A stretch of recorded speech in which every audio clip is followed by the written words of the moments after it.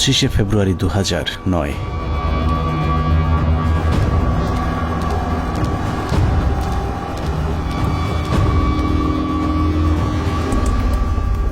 মহাজোট সরকার ক্ষমতায় আসার মাস দেড়েকের মাথায় বর্বরতম এক হত্যাকাণ্ডের মাধ্যমে ভেঙে দেয়া হয় সীমান্তে উঁচু করে যারা শত্রুর সামনে প্রাচীর হয়ে থাকত তাদের মেরুদণ্ড। বিডিআর সেনাবাহিনীর সমন্বয়ে গঠিত সুশৃঙ্খল একটি বাহিনীর মগজে বিষ বাষ্প ঢুকে উস্কে দেয়া হয় হিংসা আর প্রতিশোধের আগুন।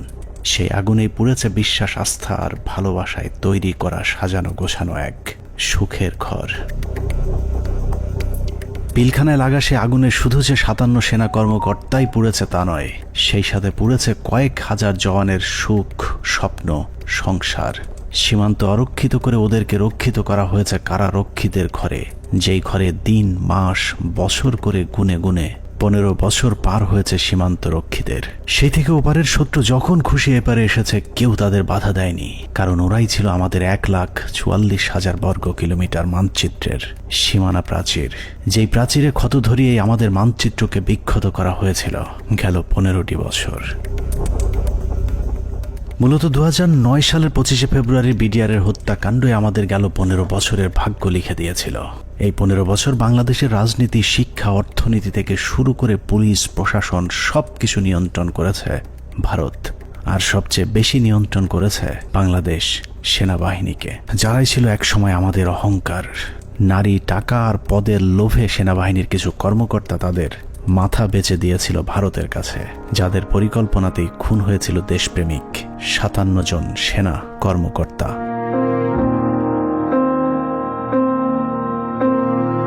পঁচিশে ফেব্রুয়ারি পিলখানায় আসলে কি ঘটেছিল, কেন ঘটেছিল, সেই ঘটনার পরে কি ঘটেছিল, কিংবা এখন আসলে কি ঘটছে তা নিয়ে আমাদেরকে যতটুকু জানানো হয়েছে তার চেয়েও অনেক বেশি আমাদের থেকে গোপন করে রাখা হয়েছে। ঘটনার শুরু থেকে শেষ পর্যন্ত আমরা যতটুকু জেনেছি তার পুরোটাই পিলখানার মূল ঘটনার বিকৃত এক রূপ, যেখানে সত্যের কোনো বালাই নেই। হাসিনা সবকিছু জানতো।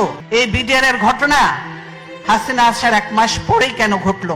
হাসিনা এবং মঈনুদ্দিন এটা জানতো, কাজেই হাসিনাকে একদিন জবাব দিতেই হবে। এটা পিলখানা হত্যাকাণ্ডকে আমরা যদি একটি মুদ্রা হিসাবে ধরি, তাহলে এতদিন আমরা সেই মুদ্রার এক পিঠ দেখেছি, যার আরেক পার্শ্ব আরো ভয়ঙ্কর, আরো নৃশংস, আরো বর্বর, অমানবিক। আমরা শুধু 57 সেনা কর্মকর্তার গল্প শুনেছি, কিন্তু তার চেয়েও কয়েক গুণ মানুষকে হত্যা করা হয়েছে, যেই খবর বিডিআরের পরিবারের বাইরে আর কাউকে জানতে দেওয়া হয়নি। পিলখানা হত্যাকাণ্ডের মামলায় রাজসাক্ষী না হওয়ার জন্য বীর মুক্তিযোদ্ধা ডিএডি আব্দুর রহিম সাহেবকে জেলখানায় নিয়ে নির্মমভাবে ইনজেকশন পোস্ট করে তাকে শহীদ করা হয়। আনুমানিক 28 তারিখ সন্ধ্যার দিকে ওনার ভাইয়ের মেজর ইনাম সাহেবের নির্দেশে আব্বু পিলখানায় আবার জয়েন করে। সন্ধ্যার সময় জয়েন করার সঙ্গে সঙ্গে কিছু আর্মি সদস্যরা আব্বুকে আলাদা করে লোকচক্ষুর আড়ালে নিয়ে যায়। সন্ধ্যা ঘনে আসার পরে একটা গাড়িতে করে চোখ বেঁধে, হাত বেঁধে ঢাকা ক্যান্টনমেন্টের দিকে নিয়ে যায় এবং ডিজিএফআই সেলে নিয়ে যায়। আব্বু তাদের কথাবার্তাতে বুঝতে পারে যে আব্বু ডিজিএফআই সেলে আছে। ওখানে সম্ভবত একটা 12 নম্বর কোন একটা রুমে আব্বুকে 10 থেকে 12 দিন রাখা হয় এবং অমানবিক নির্যাতন করা হয়। আপনার ইলেকট্রিক শক দেওয়া হয়, লিঙ্গে বাড়ি দেওয়া হয়, অসহনীয় কষ্ট তাদেরকে সহ্য করতে হয়। ড্রিল মেশিন দিয়ে পা ছিদ্র করে, তারপর আপনার পেরেক দিয়ে হাতের পায়ে নখ উপড়িয়ে ফেলায়।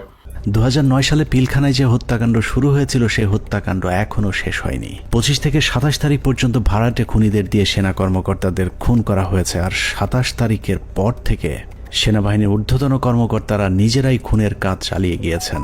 ঘটনার পর জিজ্ঞাসাবাদের নামে বিডিআরের 167 জন জওয়ানকে নিজেদের হাতে হত্যা করেছে আমাদের গর্বের সেনাবাহিনী।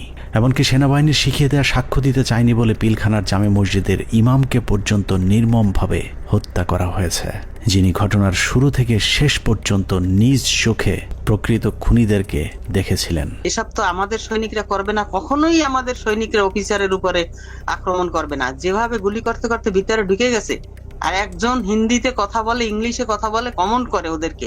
পিলখানার ঘটনার বেশিরভাগ তথ্য উপাত্ত ও আলামত নষ্ট করে দেওয়া হয়েছে। তারপরেও চূড়ান্ত ঝুঁকি নিয়ে দেশপ্রেমিক কয়েকজন সেনা কর্মকর্তা অত্যন্ত গোপনীয়ভাবে কিছু গুরুত্বপূর্ণ তথ্য প্রমাণ নিজেদের সংগ্রহে রেখেছিলেন। বিডিআর হত্যাকাণ্ডের দিন বেঁচে যাওয়া কিংবা পিলখানার বাইরে থেকে বারবার ভেতরে ঢুকে অফিসারদের জীবন বাঁচানোর চেষ্টা করা, অথবা যারা ঘটনার সুষ্ঠু তদন্তের ব্যবস্থা করতে চেয়েছিলেন, এরকম একদল সেনা কর্মকর্তার সহায়তায় আমাদের আজকের অনুসন্ধানটি করা হয়েছে। দীর্ঘ সময় ধরে চলা আমাদের একান্ত প্রচেষ্টায় ঘটনার মূল রহস্য উদ্ঘাটনের সর্বোচ্চ চেষ্টা করা হয়েছে।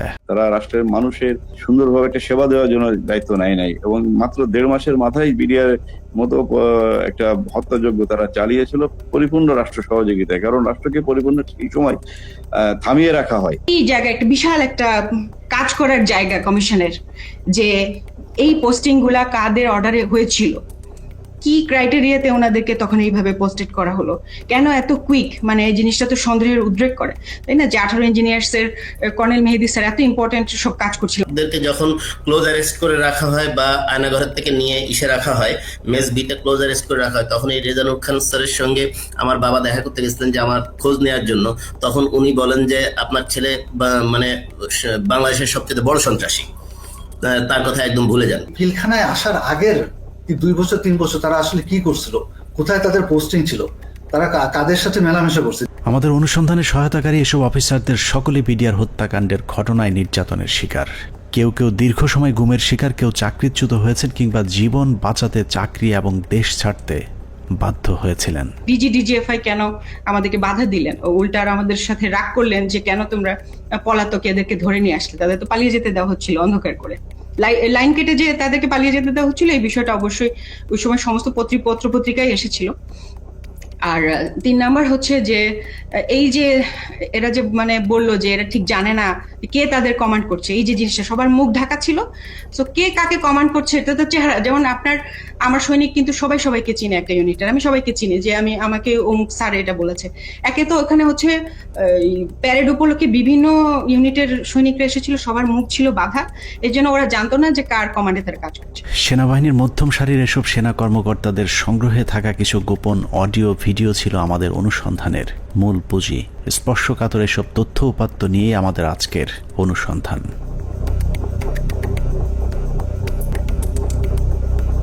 অনুসন্ধানের শুরুতেই একটি তদন্ত প্রতিবেদনের কয়েকটি লাইনে চোখ বোলানো যাক। যে প্রতিবেদনটি পিলখানা হত্যাকাণ্ডের পরের 18 কর্মদিবসের মধ্যে তৈরি করা হয়েছিল, কিন্তু আজও পর্যন্ত তা প্রকাশ করা হয়নি। কারণ এই প্রতিবেদনেই ঘটনার মূল রহস্য লুকিয়ে আছে। যদিও মূল ঘটনার 50 ভাগও প্রতিবেদনে উঠে আসেনি, যে কারণেই প্রতিবেদনের সীমাবদ্ধতায় বলা হয়েছে তদন্তের স্বার্থেই কমিটি কয়েকটি সংস্থার প্রধান গুরুত্বপূর্ণ ব্যক্তিকে জিজ্ঞাসাবাদ এবং বিভিন্ন গোয়েন্দা সংস্থার নিকট হতে গোয়েন্দা তথ্য সংগ্রহ করা আবশ্যক বলে মনে করেছে, কিন্তু পর্যাপ্ত সহযোগিতার অভাবে কাজগুলো করা সম্ভব হয়নি।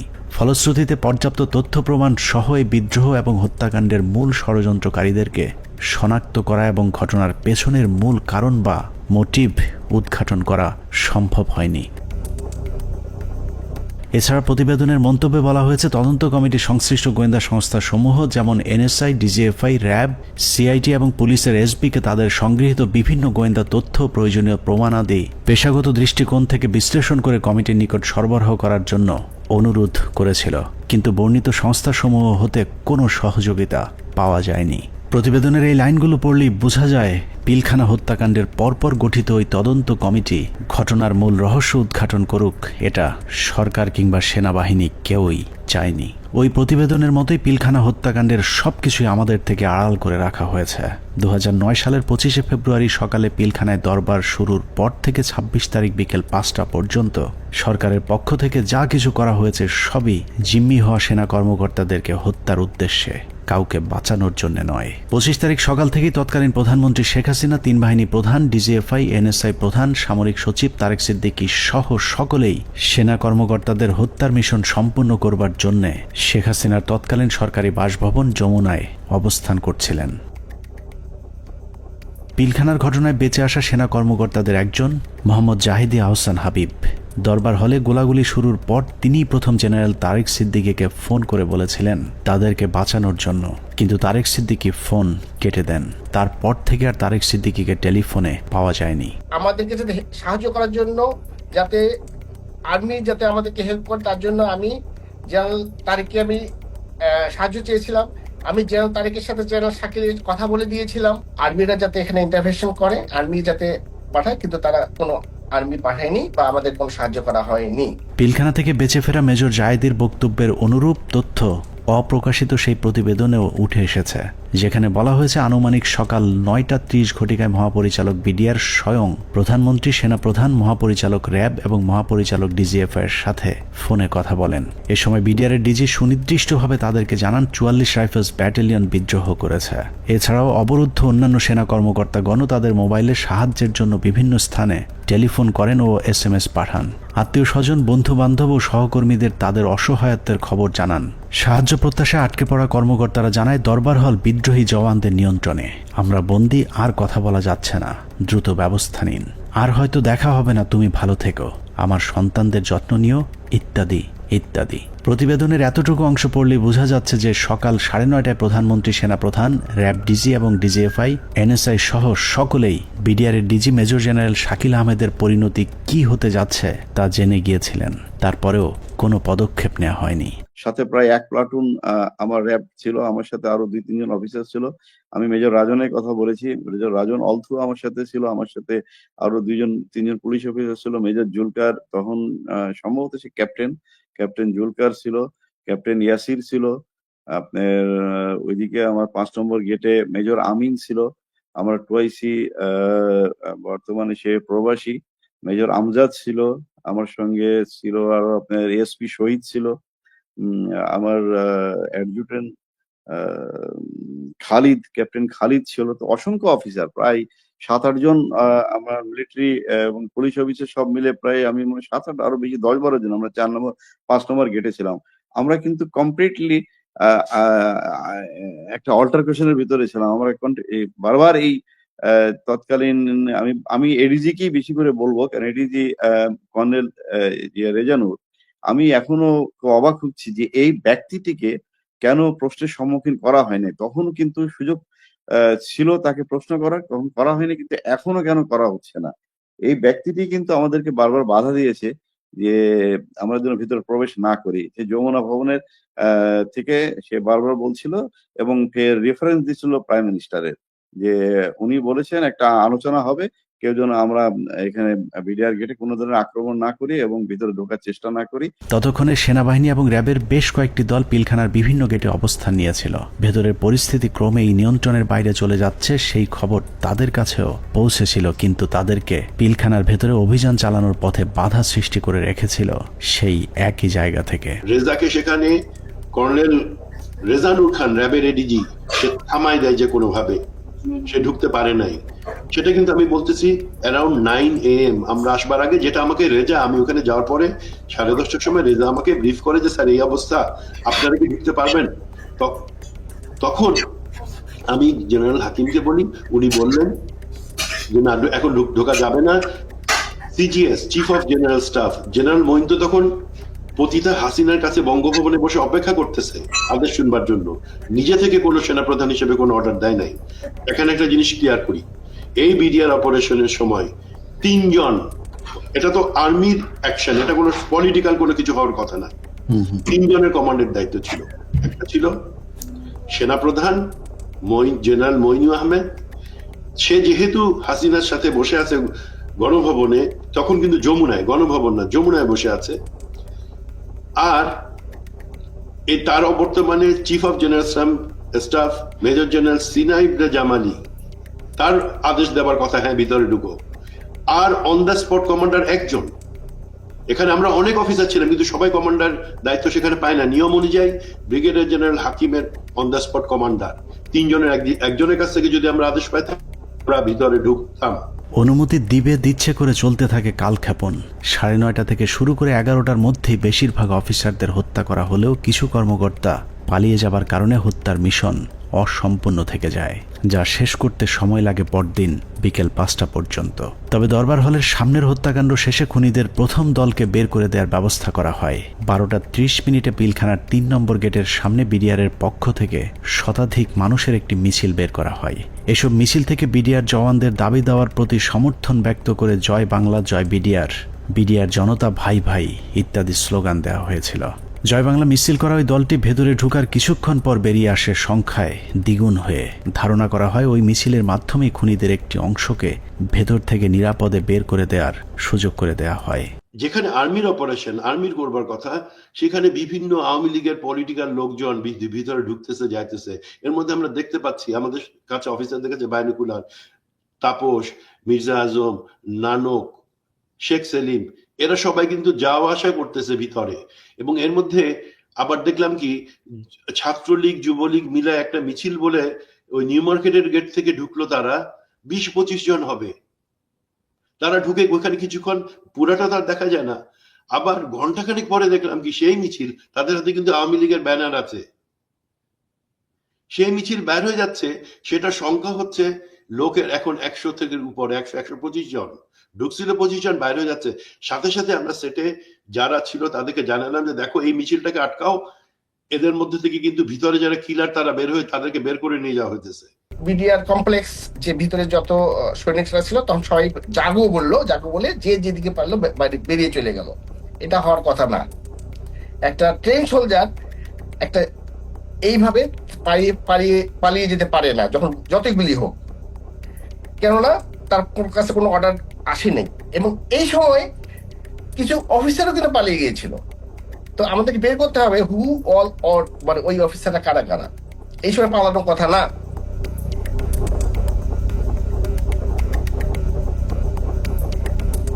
দুপুর 1:30।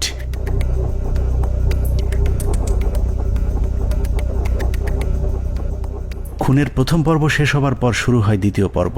বেলা বাড়ার সাথে সাথে দরবার হলে নৃশংস হত্যাযজ্ঞের খবর ছড়িয়ে পড়ে পুরো পিলখানায়। এতে অধিকাংশ বিডিআর সদস্যরা আতঙ্কিত হয়ে পড়েন। বিডিআর সদস্যরা যেভাবে পেরেছে পালিয়ে যাওয়ার চেষ্টা করতে থাকে, কিন্তু বাকি অফিসারদের খুঁজে বের করে হত্যার জন্য সরকারের আরও কিছুটা সময় প্রয়োজন ছিল, যে কারণে বিডিআর জওয়ানদের চাঙ্গা করতে শুরু হয় সরকারের নতুন ষড়যন্ত্র। নাটকের এই পর্বে মঞ্চে আসে মুন্নি সাহা এবং জয় মামুন, যারাই প্রথম গুজব ছড়িয়ে দেন পিলখানায় অপারেশন ডাল ভাতের টাকা নিয়ে অসন্তোষের কারণেই বিডিআরের ডিজিকে জিম্মি করেছে বিডিআরের জওয়ানেরা। এর পরপরই সেনাবাহিনী নিয়ে নানা ধরনের উস্কানিমূলক তথ্য প্রচার করতে থাকে বিশেষ কয়েকটি গণমাধ্যম। অফিসারদের কি অবস্থা? অফিসার যারা ছিল দরবার হলে যারা ছিল তাদের কি অবস্থা? তারা অনেকে ভেঙে গেছে, অনেকে আমাদের জিম্মিতে আছে, তাদেরকে কিছু করা হয়নি। ওরা খুব ভালোভাবে জানে বিডিআর এর প্রতি কি অন্যায় অবিচার চলে। আপনাদের তো অনেক দিনের এটা ক্ষোভ, আজকে কেন, আজকে কোন পরিপ্রেক্ষিতে এটা করলেন? উনি বোঝেন না, উনি খালি আশা দেয়। এখন আমরা ওনাদেরকে আটক অবস্থায় রাখছি যাতে আমাদের দাবিগুলা মাননীয় প্রধানমন্ত্রী এবং স্বরাষ্ট্রমন্ত্রী আমাদের দাবি মানবেন। দেখছিলেন মুন্নি সাহার সঙ্গে বিশেষ। এ সময় নিজেদের লেখা বিভিন্ন ধরনের লিফলেট বিডিআরের নামে প্রচার করে গুজব ছড়াতে থাকে স্থানীয় আওয়ামী লীগের নেতাকর্মীরা। পিলখানার ভেতরেও ততক্ষণে বিডিআরের মাঝে ছড়িয়ে দেওয়া হয়েছে মিডিয়া এবং জনগণ আমাদের সাথে আছে। অপারেশন ডাল ভাতের টাকা মেরে খাওয়া সেনাবাহিনীর প্রতি এমনিতেই অনেকের ক্ষোভ ছিল, তার উপর সেনাবাহিনী যে কোনো সময় হামলা চালাতে পারে এমন গুজব ছড়িয়ে অস্ত্র হাতে তুলে দেওয়া হয় বিডিআরের সাধারণ জওয়ানদের হাতে। একদিকে আওয়ামী লীগের বিডিআরের পক্ষে মিছিল, অন্যদিকে গণমাধ্যমের উস্কানিতে হত্যাকাণ্ডে অংশ নেয়নি এমন অনেকেও দুপুরের পর বিদ্রোহী হয়ে ওঠে। জিনিসপত্রের দাম কারা বাড়াইছে শুনবেন? অরিজিনাল সেনা কর্মকর্তারা বিডিআর কে দিয়ে দাম বাড়াইছে। আস্তে আস্তে বর্ডার থেকে সমস্ত মাল নিয়ে আসতো, নিয়ে আসা স্ট্রোক করতো বিডিআর এর প্যারেড গ্রাউন্ডে। স্ট্রোক করে সেই মালগুলি দেশবাসী মাধ্যমে অনেক দিন পর সাপ্লাই করতো, যার কারণে অনেক দাম বেড়ে যেত জিনিসগুলির। যত ডাল ভাতের টাকা আছে সব মেরে খেয়ে ফেলেছে। ডাল ভাতের নামে তারা কোটি টাকা হাতিয়ে নিয়ে গেছে, কোটি টাকা হাতিয়ে নিয়ে গেছে ডাল ভাতের নামে। এরই মধ্যে গণভবনের নতুন ষড়যন্ত্রের অংশ হিসেবে আওয়ামী লীগ নেতা জাহাঙ্গীর কবির নানককে পিলখানার 4 নম্বর গেটে পাঠানো হয়। পিলখানার চারপাশের এলাকা থেকে বাড়িঘর ফেলে মানুষ যখন সরে যাচ্ছিলেন, তখন বীর দর্পে 4 নম্বর গেটের দিকে এগিয়ে যান আওয়ামী লীগের তৎকালীন এলজিআরডি প্রতিমন্ত্রী জাহাঙ্গীর কবির নানক, ফজলে নূর তাপস এবং হুইপ মির্জা আজম। অন্যদিকে প্রস্তুত ছিলেন সাংসদ মাহবুবারা গিনি এবং ওয়ারেসাত হোসেন সহ আওয়ামী লীগের বেশ কয়েকজন নেতাকর্মী। একজন মহিলা এমপি, তো মহিলা এমপিকে কাছে আসার পরে তখন আমি চিনতে পেরেছিলাম। তো আর ওনাদের দুজনকে তো আমি চিনি। তো ওনারা এসে আসে জানানোর পরে ফরেস্ট গার্ডের কাছে এসে মহিলারা জিজ্ঞেস করলেন যে আমি কি একটা সাদা পতাকা পেতে পারি। তো স্যার তখন পিছন দিকে ঘুরে তাকালেন, ঘুরে তাকিয়ে সৈনিককে জিজ্ঞেস করলেন যে তোমাদের কারো কাছে কোনো সাদা পতাকা বা এরকম কোনো কিছু আছে কিনা। তো তৎপরিবর্তিতে ওখান থেকে ওরকম সাদা পতাকা কোনো কিছু না পাওয়াতে উনি স্যার বললেন যে আমার কাছে একটা রুমাল আছে, এটা চলবে কিনা। উনি ওটা দিয়ে দিলেন, বাট ওনারা এই সময় স্যার কিন্তু ওনাদেরকে জিজ্ঞেস করলেন যে আপনারা যে এখান দিয়ে যাবেন তো ওখান থেকে গুলি হচ্ছে, তো তখন ওই মহিলা এমপি গিনি বলেছিলেন যে না আমাদেরকে গুলি করবেন বা গুলি আসবেন আমাদের দিকে, আপনি এটা নিয়ে চিন্তা করবেন। তো এই জিনিসগুলো কিন্তু কিছু সিগনিফিকেন্ট জিনিস, তখন এগুলো অর্থ বুঝি নাই যে ওনারা এইভাবে এত কনফিডেন্ট, বাট এগুলো যেমন পরবর্তীতে জীবনে আসার পরে আমি বুঝতে পেরেছি যে আচ্ছা এইটার মানে তাহলে এই জিনিসটা দাঁড়ায়। আওয়ামী লীগের ওই প্রতিনিধি দলকে পেয়ে বিডিআর সদস্যরা মনে করেছিল তারা হয়তো বিডিআরকে বাঁচাতেই এসেছিল, কিন্তু এটাই ছিল বিডিআরের জন্য সবচেয়ে ভয়ঙ্কর ফাঁদ, যেই ফাঁদে পা দেয় পিলখানা হত্যাকাণ্ডের পুরো দায় বিডিআরের উপর চলে আসে। পিলখানা 4 নম্বর গেটে যখন নানক আজমদের নেতৃত্বে আওয়ামী লীগের একটা দল পিলখানার ভেতরে পৌঁছায়, তখন বিডিআরের পোশাক পরা কিছু লোক তাদের সাথে বেশ কিছুক্ষণ কথাবার্তা বলেন। তাদের মধ্যে কি কথা হয়েছে সেটা জানা না গেলেও এর পরপরই বিডিআরের কয়েকজন ব্যক্তিকে সামনে নিয়ে আসা হয় যাদের নাম এর আগে কখনো শোনা যায়নি। তাদের মধ্যে একজন ডিএডি তৌহিদ, যাকে আমরা পিলখানা হত্যাকাণ্ডের কথিত মূল হোতা হিসেবে এতদিন ধরে জেনে এসেছি। নানক আজমদের সাথে বৈঠক করা ওই দলটি ডিএডি তৌহিদ সহ কয়েকজন ডিএডিকে খুঁজতে থাকেন। বিডিআরের পোশাক পরা ওই দলটি ডিএডি তৌহিদের পিলখানার বাসায় গিয়ে তৌহিদের সন্ধান চেয়েছিলেন, কিন্তু বিডিআরের পোশাক পরা থাকলেও ডিএডি তৌহিদ সেনাবাহিনী নাকি বিডিআরের কর্মকর্তা সেটাও তারা জানতেন না। আমার বাসার সামনে নেম প্লেট ছিল তৌহিদ লেখা, জিজ্ঞেস করতেছে যে তৌহিদ উনি কি বিডিআর না আর্মি? আমি বলছি উনি বিডিআর এর র্যাঙ্ক কি? ডিএডি কি আর্মির না বিডিআর এর? মানে ওনারা এটাও চিনে না যে ডিএডি র্যাঙ্ক আর্মি বিডিআর এ হয়, বুঝেন? তাহলে ডিএডি তৌহিদের পরিবারকে ভয়ভীতি দেখিয়ে তার অবস্থান জানা হয়। এরপরই প্রথমবারের মতো দৃশ্যপটে আসেন ডিএডি তৌহিদ, ডিএডি আব্দুর রহিম সহ বেশ কয়েকজন বিডিআরের সৈনিক, যাদেরকে বিডিআর বিদ্রোহের নেতা পরিচয় দিয়ে নিয়ে যাওয়া হয় প্রধানমন্ত্রীর সাথে বৈঠকে। বেলা 3:40 বিডিআরের 14 দলের একটি প্রতিনিধি দল শেখ হাসিনার বাসভবন যমুনায় প্রবেশ করেন। পিলখানা হত্যাকাণ্ড নিয়ে করা গোপন সেই প্রতিবেদনে উল্লেখ করা হয়েছে, বিডিআরের ওই প্রতিনিধি দলটি যমুনায় শেখ হাসিনার সাথে বৈঠকের সময় সেখানে আর কাউকে থাকতে দেওয়া হয়নি। অর্থাৎ পিলখানার ভেতরে সেনা কর্মকর্তাদের ভাগ্যে কি ঘটেছিল সেই খবর একমাত্র শেখ হাসিনাকেই জানানো হয়েছিল। যমুনায় বৈঠক শেষে বিডিআরের প্রতিনিধি দল গেটের বাইরে আসার পর অপেক্ষমান সাংবাদিকদের সাথে কথা বলেন। সেখানে নানান প্রশ্নের জবাব দেওয়ার পর ভেতরে কতজন শহীদ হয়েছেন সেটা নিয়ে জিজ্ঞেস করতেই ডিএডি তৌহিদকে সেখান থেকে সরিয়ে নিয়ে যায় জাহাঙ্গীর কবির নানক।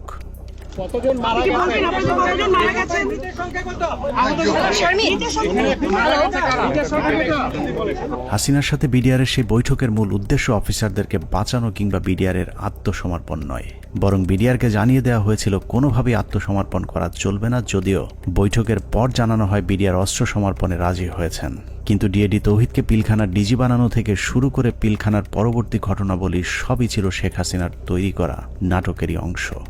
মাননীয় প্রধানমন্ত্রী তাদের আবেদনের পরিপ্রেক্ষিতে, বিডিআর সদস্য ভাইদের আবেদনের পরিপ্রেক্ষিতে আজকের ঘটনার সাধারণ ক্ষমা ঘোষণা করেছেন। সে বৈঠকের পর রহস্যজনক একটি বিষয় লক্ষ্য করা যায়। শেখ হাসিনা বিডিআরের প্রতিনিধি দলের সাথে বৈঠকে পিলখানায় আটকে পড়া নারী ও শিশুদের মুক্তির দাবি করলেও জিম্মি থাকা সেনা কর্মকর্তাদের মুক্তির বিষয়ে কোনো কথা বলেননি। ভিতরে যারা মহিলা, শিশু, সন্তানদের নিয়ে যারা আটকা পড়েছেন হেডকোয়ার্টারের ভিতরে, তাদেরকে এই মুহূর্তে তারা যাওয়ার পরিস্থিতি ব্যবস্থা করে দিবেন। কেন শুধুই নারী শিশুদের মুক্তি চাওয়া হয়েছিল সেই প্রশ্নের উত্তর জানতে আমরা 2009 সালের একটি জিজ্ঞাসাবাদের অডিও শুনে আসব, যেখানে পিলখানা হত্যাকাণ্ডে অভিযুক্ত হিসেবে জাহাঙ্গীর কবির নানককে সেনাবাহিনীর বিশেষ একটি তদন্তকারী দল জিজ্ঞাসাবাদ করেছিলেন। যদিও সেই অনুসন্ধান আর চলতে দেওয়া হয়নি, তারপরেও সেদিনের জিজ্ঞাসাবাদে কি কথা হয়েছিল তার পুরো ক্যাসেটটি সেনাবাহিনীর একটি সূত্র আমাদের কাছে পাঠিয়েছে। এত বড় একটা নেগোসিয়েশন হলো, ডিজি এবং অফিসার বা ফ্যামিলিদের বেরিয়ে আসার ব্যাপারে কোনো আপনার স্টেটমেন্ট তো ছিল না, বা না বলছি যে আপনার মানে এটা নেগোসিয়েশন ডিলের মধ্যে এটা হলো না কেন যে ঠিক আছে তোমরা এটা রাখো, এটা ছাড়ো, অস্ত্র দাও, এই কন্ডিশন সবাইকে ছেড়ে দিল না, তাহলে তো কেউ যাবে নিয়ে আসবে বা ডিজির সাথে কথা হবে, আচ্ছা ঠিক আছে সাধারণ ক্ষমা হবে, কিন্তু তার আগে আমি ডিজির সাথে কথা বলে সেই পরিপ্রেক্ষিতে কিন্তু ওনারা ঢুকলেন মাননীয় স্বরাষ্ট্রমন্ত্রী মহোদয়। না ওইটা বলতেছি যখন সাধারণ ক্ষমা ঘোষণার আগে লাস্ট একটা কন্ডিশন হওয়া উচিত ছিল যে আমি ডিজি যেহেতু আটকাছে বলতেছো, সুতরাং তোমাদের কাউকে পাঠাও, ডিজির সাথে আমি কথা বলে নিশ্চিত হতে চাই। মানে তখন কিন্তু অলরেডি দেশের 16 কোটি মানুষ কোনো না কোনো ভাবে আন্দাজ করে ফেলছে যে ডিজি মারা গেছে। 4টার সময় প্রাইম মিনিস্টার অফিসে যখন আলাপ হয়, তা এই আলাপের মধ্যে ডিজির মৃত্যুর বিষয়টা আসলো না কি করে, বা অল ইন্টেলিজেন্স সোর্সেস মিস করলো কি করে, যে আপনার কোনো প্রেস ব্রিফিং এও এটা আসলো না অফিসার প্রত্যেক ফ্যামিলি? সরি, আসছে। আমি এই যে সেটা আমার কাছে আপনার প্রেস ব্রিফিং এ শুধু জিম্মির ব্যাপার আসছে, বা ডিজি বা তার অন্যান্য অফিসারদের রিলিজের ব্যাপারে যারা আটক আছেন তাদেরকে পার্টিকুলার ডিজি কথা বলা হয়নি স্যার। আমার কথাই নাই, কিন্তু বলা ছিল যাদেরকে জিম্মি করছেন, but it was A casual not না যে অফিসার ওকে ডিজি এবং অফিসাররা ফেরত আসবে অথবা 10 জন থাকবে বাকিটা কিন্তু ওই DG being the main centre focal point of BDR, আমাদের কিন্তু প্রথমে আসলে ডিজি আছে কিনা এই জিনিসটা কিন্তু কোথাও কোনো প্রেস ব্রিফিং এ কোথাও মানে সাধারণ ক্ষমার আগে তো এই কন্ডিশন হয়ে যাবে, যেটা হত্যাকারী তো সাধারণ ক্ষমা পেতে পারে। অল এরকম কিন্তু আলোচনা হয়েছে, কিন্তু পার্টিকুলারলি যে বলানো শুধু ওখানে বলা ছিল যে সকল মহিলা, শিশু এবং অফিসাররা যারা জিম্মি, এই শব্দটা বলা হচ্ছে। আপনি বলেছেন যে সমস্ত মহিলা, শিশু, but you never talked about office DG এবং অন্যান্য অফিসার। স্যার, আমি আপনাকে আপনার ভিডিও ক্লিপটা শোনাতে চাচ্ছি না, একটু আমি দেখে। সেনা কর্মকর্তাদের মুক্তি না চাওয়াটা কোনো ভুলবশত ঘটনা নয়, বরং শেখ হাসিনা জানতেন ওইসব কর্মকর্তাদেরকে এরই মধ্যে হত্যা করা হয়েছে, যে কারণেই তাদের মুক্তি না চেয়ে বরং নিহত সেনা কর্মকর্তাদের লাশ গুম এবং বেঁচে যাওয়া বাকি কর্মকর্তাদের খুঁজে খুঁজে মারার জন্য আরও কালক্ষেপণ করা হয়েছিল। সে কারণে বৈঠক শেষে বিডিআরের সদস্যরা পিলখানায় যাবার পর আবারও নতুন করে গোলাগুলি শুরু হয়। অপ্রকাশিত ওই প্রতিবেদনে বলা হয়েছে, এ সময় বিদ্রোহীরা তাদের অপকর্মের সুবিধার্থে পিলখানার অভ্যন্তরে বিশেষ বিশেষ স্থানে বিদ্যুৎ নিভিয়ে দেয়, কিন্তু সরকারের পক্ষ থেকে ওইসব এলাকায় বিকল্প ব্যবস্থায় আলোকিত করার কোনো ব্যবস্থা করা হয়নি এবং তদন্তকারী দল এ ব্যাপারে কোনো সদুত্তরও দেয়নি। প্রতিবেদনের পরের অংশে অত্যন্ত গুরুত্বপূর্ণ কিছু তথ্য দেওয়া হয়েছে, যেখানে বলা হয়েছে সরকার ঘোষিত সিদ্ধান্ত ও আলোচনার প্রেক্ষিতে পিলখানার ভেতরে আটককৃত অফিসার ও তাদের পরিবারের সদস্যদের বের করে আনার সুযোগ হতে পারে, এ চিন্তায় ডিএমপির 10টি ট্রাক ও 10টি বাস 4 নম্বর গেটের সামনে নিয়ে যাওয়া হয়। সেই 10টি ট্রাক ও 10টি বাসে করে কাদেরকে নেওয়া হয়েছিল সেই প্রশ্নের উত্তর পাওয়া গেলেই অনেক কিছু পরিষ্কার হয়ে যাবে। রাত 8টায় হোটেল আম্বালাইনে শুরু হয় নাটকের আরেক পর্ব। বিডিআর প্রতিনিধি দলের সাথে তৎকালীন স্বরাষ্ট্রমন্ত্রী অ্যাডভোকেট সাহারা খাতুনের আবারও বৈঠক শুরু হয়। এ সময় তার সাথে পুলিশের আইজিপি, র্যাবের ডিজি, গোয়েন্দা সংস্থার কর্মকর্তা ছাড়াও যথারীতি নানক ও আজমও উপস্থিত ছিলেন। এসব আলোচনাগুলোতে আসলে বিডিআরের কোনো সিদ্ধান্ত জানানোর সুযোগ ছিল না। সরকারের পক্ষ থেকে যা সিদ্ধান্ত নেওয়া হতো সেটাই বিডিআরের দাবি বলে প্রচার করা হয়েছে। ওই মিটিং শেষে গণমাধ্যমকে আবারও জানানো হয় বিডিআর অস্ত্র সমর্পণে রাজি হয়েছেন, তবে সেনাবাহিনীর কাছে নয়, তারা পুলিশের কাছে অস্ত্র সমর্পণ করবেন। কথা মতো রাত 1টায় স্বরাষ্ট্রমন্ত্রী সাহারা খাতুন, আইন প্রতিমন্ত্রী অ্যাডভোকেট কামরুল ইসলাম এবং পুলিশের মহাপরিদর্শক সহ আওয়ামী লীগের কয়েকজন নেতাকর্মী একটি বিশেষ গাড়ি যোগে পিলখানার ভেতরে প্রবেশ করেন। আওয়ামী লীগের প্রতিনিধি দলের পিলখানায় যাবার মূল উদ্দেশ্য কি ছিল সেটা পরিষ্কার হয়ে যাবে তাদের সন্দেহজনক কিছু কার্যক্রম দেখলেই। প্রতিনিধি দলের প্রথমেই সেনাবাহিনীর জিম্মি থাকা কর্মকর্তাদের খুঁজে বের করার কথা থাকলেও সাহারা খাতুন সহ প্রতিনিধি দলটি কয়েকটি বাসায় গিয়ে মাত্র 15 জনকে উদ্ধার করে নিয়ে আসেন। অথচ সেনাবাহিনীর কর্মকর্তারা কোথায় আছেন, তাদের পরিবারের কি পরিণতি হয়েছে, এ ব্যাপারে কোনো আগ্রহ দেখায়নি আওয়ামী লীগের ওই প্রতিনিধি দলটি। গণমাধ্যম যেন এ বিষয়ে কোনো প্রশ্ন তুলতে না পারে সেজন্যও শুধুমাত্র বিটিভির একজন পরীক্ষিত আওয়ামী সাংবাদিককে পিলখানার ভেতরে নিয়ে যাওয়া হয়, যার নাম মুশফিকা নাজনীন, যিনি মুন্নী শাহর ঘনিষ্ঠ বান্ধবী। 25 তারিখ থেকে পরবর্তী কয়েকদিনের সব অপকর্মের সাক্ষী সাংবাদিক মুশফিকা নাজনীনকে জিজ্ঞাসাবাদ করলে ওই রাতের অনেক প্রশ্নের উত্তর পাওয়া যাবে। সেই রাতে সবচেয়ে রহস্যজনক ঘটনা হলো, হোটেল আম্বালায় বৈঠক শেষে সাংবাদিকদের জানানো হয়েছিল বিডিআর সেনাবাহিনীর পরিবর্তে পুলিশের কাছে অস্ত্র সমর্পণে রাজি হয়েছে। অথচ সরকারের প্রতিনিধি দলটি 10,000 বিডিআরের অস্ত্র জমা নিতে পিলখানায় আইজিপি ছাড়া কোনো পুলিশ সদস্য তাদের সাথে নেয়নি। ভেতরে কেন পুলিশ নিয়ে যাওয়া হয়নি সেই বিষয়টি জানতে 2009 সালের 27 ফেব্রুয়ারি অ্যাডভোকেট কামরুল ইসলামকে জিজ্ঞাসাবাদ করেছিল তদন্তকারী দল। সেই রেকর্ডের একটি কপি আমাদের অনুসন্ধানে উঠে এসেছে।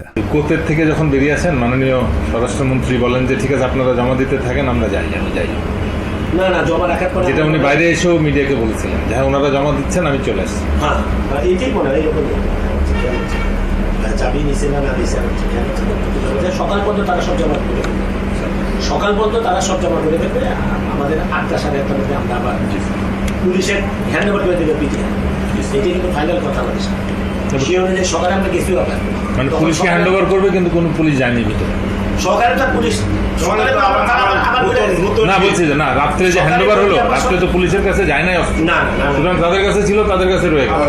যাই হোক পুরো ঘটনাটা যে পরিকল্পিত সেটা বিটিভির ধারণ করা ওই ফুটেজ দেখলেই বোঝা যাবে। বিডিআর এর সকল সদস্যের অস্ত্র সমর্পণ করার কথা থাকলেও হাতে গোনা কয়েকজন তাদের অস্ত্র জমা দেয়।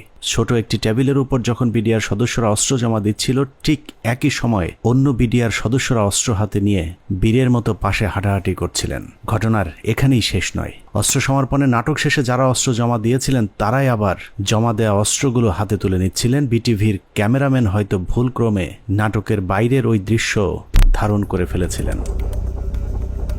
25 তারিখ রাত যতই গভীর হয়েছে, সরকারের ষড়যন্ত্র ততই দিনের মতো পরিষ্কার হতে থাকে।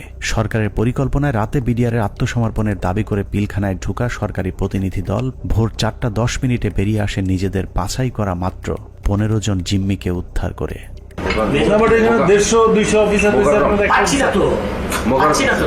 তাহলে মানে যে কোনো হোস্টেজ রেস্কিউ, মানে যে কোনো হোস্টেজ রেস্কিউ অপারেশনের প্রথম তো আমার হোস্টেজের কে কে আছে, অফিসার এবং তার পরিবার। কয়জন অফিসারকে আমার সাথে আনলাম, কয়জন প্লাস হোস্টেজের মধ্যে সব থেকে বড় হোস্টেজ যেটা ডিজি এবং তার পরিবার, তাদের কেউই আসলো না। তাদের বেঁচে আছে না মরে গেছে তাও জানলাম না। তাহলে হোস্টেজ অপারেশন কি হবে? রেস্কিউ করতে যান, ইনসিডেন্টালি তখন নাটকের পর নাটক শেষে পরদিন সকাল শুরু হয় আরেক নাটকের মধ্য দিয়ে। 26 তারিখ সকাল 9টায় কৃষিমন্ত্রী মতিয়া চৌধুরী, জাহাঙ্গীর কবির নানক, জাতীয় পার্টির চেয়ারম্যান হোসেন মোহাম্মদ এরশাদ, আইন প্রতিমন্ত্রী কামরুল ইসলাম এবং ব্যারিস্টার তাপস আবারও পিলখানার 4 নম্বর গেটে উপস্থিত হন। ওদিকে 3 নম্বর গেটে আওয়ামী লীগের 200-300 নেতাকর্মী উপস্থিত হয়ে আবারও বিডিআর এর পক্ষে স্লোগান দিতে থাকেন। এক পর্যায়ে মিছিলটি পিলখানার ভেতরে ঢুকে যায়। তবে ভেতরে যে কজন ঢুকেছিলেন তার চেয়ে কয়েক গুণ বেশি লোকজন নিয়ে পিলখানা থেকে কিছুক্ষণ পরে বেরিয়ে আসে আওয়ামী লীগের ওই মিছিলটি। 27 তারিখ তো 26 তারিখে একটা মাইক্রোবাসে করে বাইরের যে লোকেরা ভেতরে ঢুকেছিল তারা বের হয়ে যায়। 26 তারিখ দুপুর 2:30 12 সদস্যের মহাজোট মধ্যস্থকারী কমিটি গঠন করা হয়। আওয়ামী লীগ নেতা আব্দুল জলিলের নেতৃত্বে এই কমিটি আবারও হোটেল আম্বালাইনে বিডিআর এর সাথে লোক দেখানো বৈঠক করেন। বৈঠক শেষে স্বরাষ্ট্রমন্ত্রী সাহারা খাতুন, জাহাঙ্গীর কবির নানক এবং মির্জা আজম আবারও 4 নম্বর গেট দিয়ে পিলখানায় প্রবেশ করেন। বিকেল 5টায় শেষবারের মতো আবারও ঘোষণা দেওয়া হয় বিডিআর অস্ত্র সমর্পণ করবে। মজার বিষয় হলো বিডিআর এবার আর পুলিশ কিংবা সেনাবাহিনীর কাছে অস্ত্র জমা দেওয়ার কোনো শর্ত দেয়নি। তবে শর্ত না থাকলেও পুলিশের মাধ্যমে পিলখানার নিয়ন্ত্রণ নেয় সরকার। এর পরপরই শেখ হাসিনা জাতির উদ্দেশ্যে ভাষণে বলেন, পরিস্থিতি এখন সম্পূর্ণ সরকারের নিয়ন্ত্রণে। নানা ধরনের গুজব ছড়িয়ে পরিস্থিতিকে ঘোলাটে করার চেষ্টাও মহল বিশেষ করছে, সে বিষয়েও সকলকে সজাগ থাকার আমি অনুরোধ জানাই। 27 তারিখ বাংলাদেশের মানুষের ঘুম ভেঙেছে ইতিহাসের নারকীয় এক হত্যাকাণ্ডের সাক্ষী হয়ে। শোকে বিহ্বল জাতির মেধাবী 57 কর্মকর্তার ক্ষত বিক্ষত এক একটি মরদেহ যেন গোটা জাতিকে দুমড়ে মুছড়ে শোকে স্তব্ধ করে দিয়েছিল।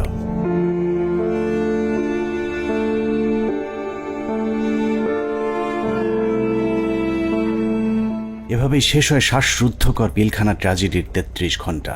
পিলখানার ঘটনা নিয়ন্ত্রণে আনতে কেন 2 দিন সময় লাগলো?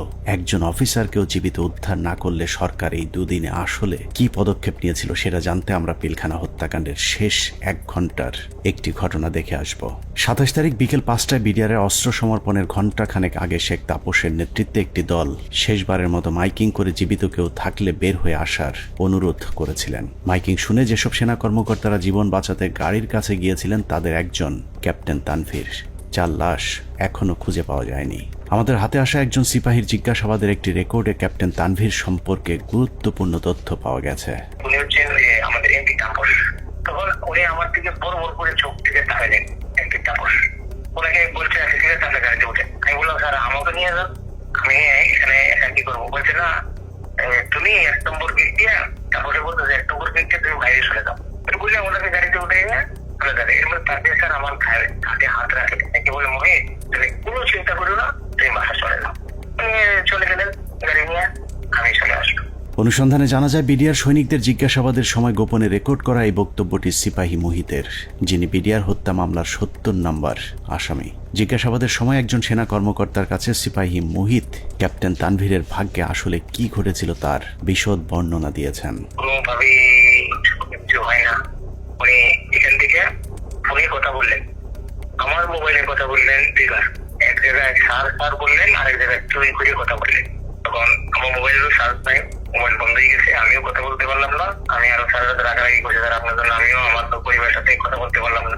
সিপাহী মুহিতের বক্তব্য অনুযায়ী ক্যাপ্টেন তানভীর সবশেষ তার স্ত্রীর সাথে মুহিতের মোবাইল ফোনে কথা বলেছেন এবং ফোনের চার্জ শেষ হয়ে যাবার পর লাইন কেটে যায়। ঘটনার সত্যতা জানতে আমরা তানভীরের স্ত্রীর সাথে কথা বলেছিলাম। তানভীরের স্ত্রীও ঠিক মুহিতের মতো একই বক্তব্য দিয়েছেন। ফোনে কথা বলতে বলতে কি ফোন কেটে গিয়েছিল, এরকম কিছু মনে করতে পারেন? এরকম ফোন হয় কেটে গিয়েছিল বা কোনো আর সাউন্ড পরে শুনতে পাইনি। তার মানে সিপাহী মুহিত এবং তানভীরের স্ত্রী দুজনের বক্তব্যে এটা পরিষ্কার যে ক্যাপ্টেন তানভীরকে বিডিআর নয়, তাপস নিজেই হত্যা করেছে। অতএব তাপসই বলতে পারবে তানভীর কি জীবিত নাকি তাকে মেরে ফেলা হয়েছে।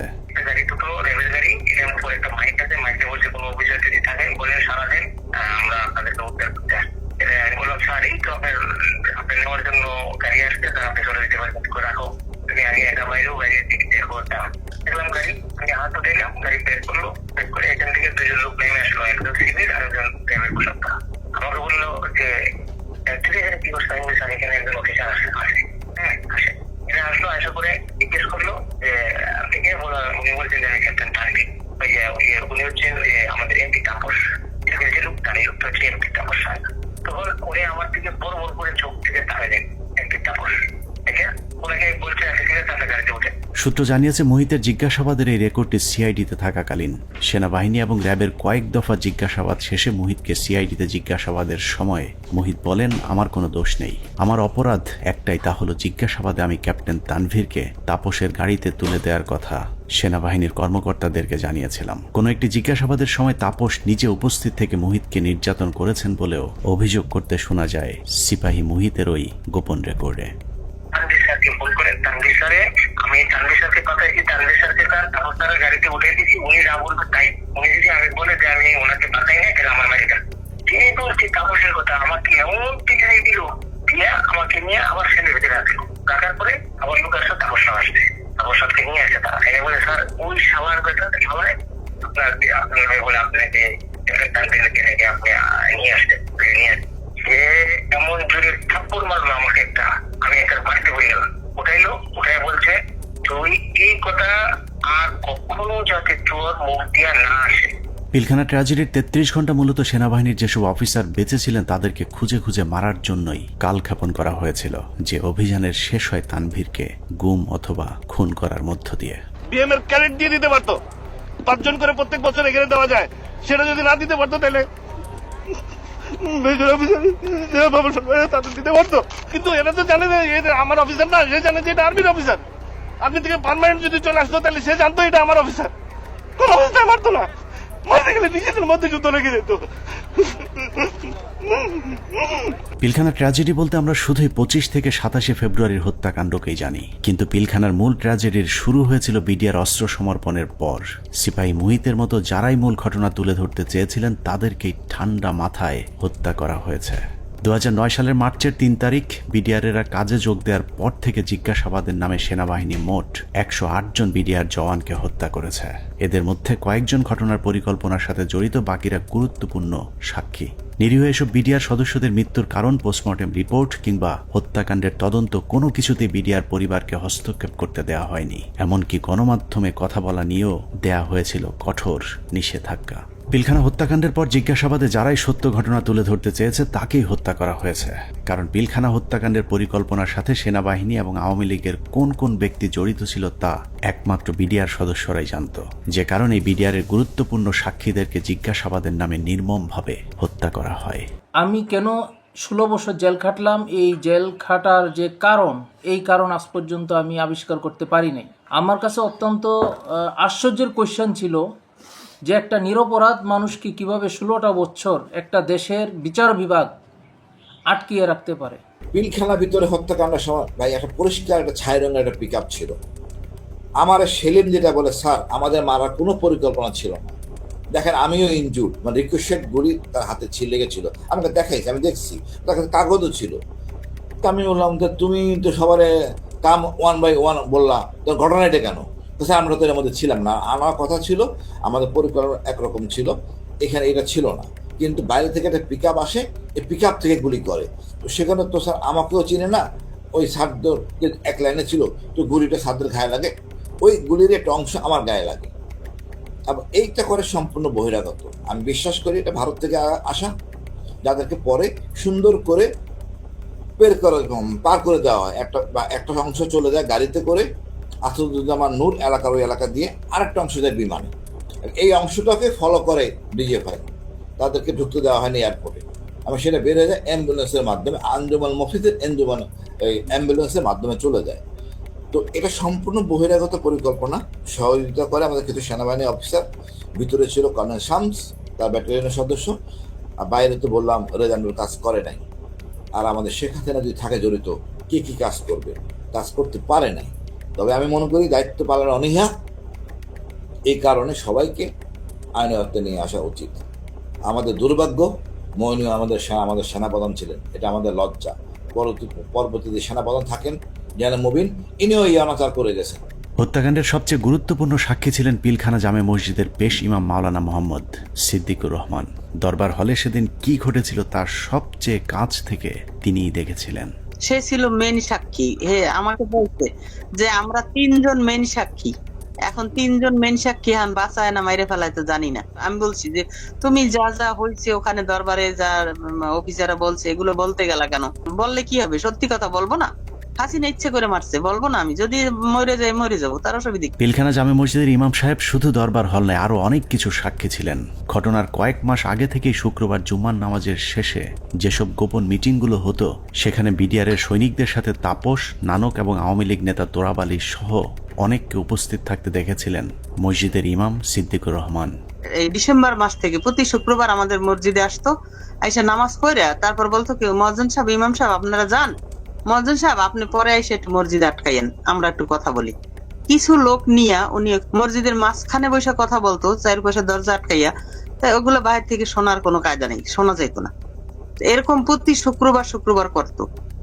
ওই যে হাজি সেলিম নাকি ওনার নাম, আমাকে হুজুর যখন বাসায় আসছে দরবার হল থেকে, তারপরে মানে উনি ঘরে পায়চারি করে আর মানে পান খায় আর পাগলের মতো করতেছে যে এইসব কাহিনীর জন্য হয়েছে, এসব তো আমাদের সৈনিকরা করবে না, কখনোই আমাদের সৈনিকরা অফিসারের উপরে আক্রমণ করবে না। যেভাবে গুলি করতে করতে ভিতরে ঢুকে গেছে, আর একজন হিন্দিতে কথা বলে, ইংলিশে কথা বলে, কমেন্ট করে ওদেরকে। পিলখানা জামে মসজিদের পেশ ইমাম তার পরিবারকে জানিয়েছিলেন, দরবার হলে বিডিআরের একজন সৈনিক প্রথমে অস্ত্র ধরলেও প্রথম হত্যা করা হয় বিডিআরের একজন সৈনিককে, যে কারণেই সৈনিকেরা উত্তেজিত হয়ে উঠেছিলেন। তারপরেও বিডিআরের সৈনিকেরা কোনো অফিসারকে গুলি করেননি, বরং একটি আতঙ্কের পরিবেশ তৈরি করতে চেয়েছিলেন। কিন্তু হঠাৎ করেই কয়েকজন অজ্ঞাত মুখোশধারী দরবার হলে ঢুকে অফিসারদেরকে এলো পাতাড়ি গুলি করতে থাকেন। যারা আমাদের সৈনিক তারা কিন্তু উপরে গুলি করছে, তারা কিন্তু ভিতরে গুলি করেনি, গায়ে গুলি করেনি, তাদেরকে গুলি করার অর্ডার দিয়েছে। একজন মানে বলতেছে আমাদের বাসার সামনে থেকে যায় এক বাবুর্চি, হাতে একটা লাঠি। তখন আমার ছেলে আবার ওয়ালের উপর থেকে বলতেছে, আঙ্কেল আপনি লাঠি নিয়ে যান কেন? আমি যদি লাঠি না নিই না আমার নাকি মেরে ফেলবে।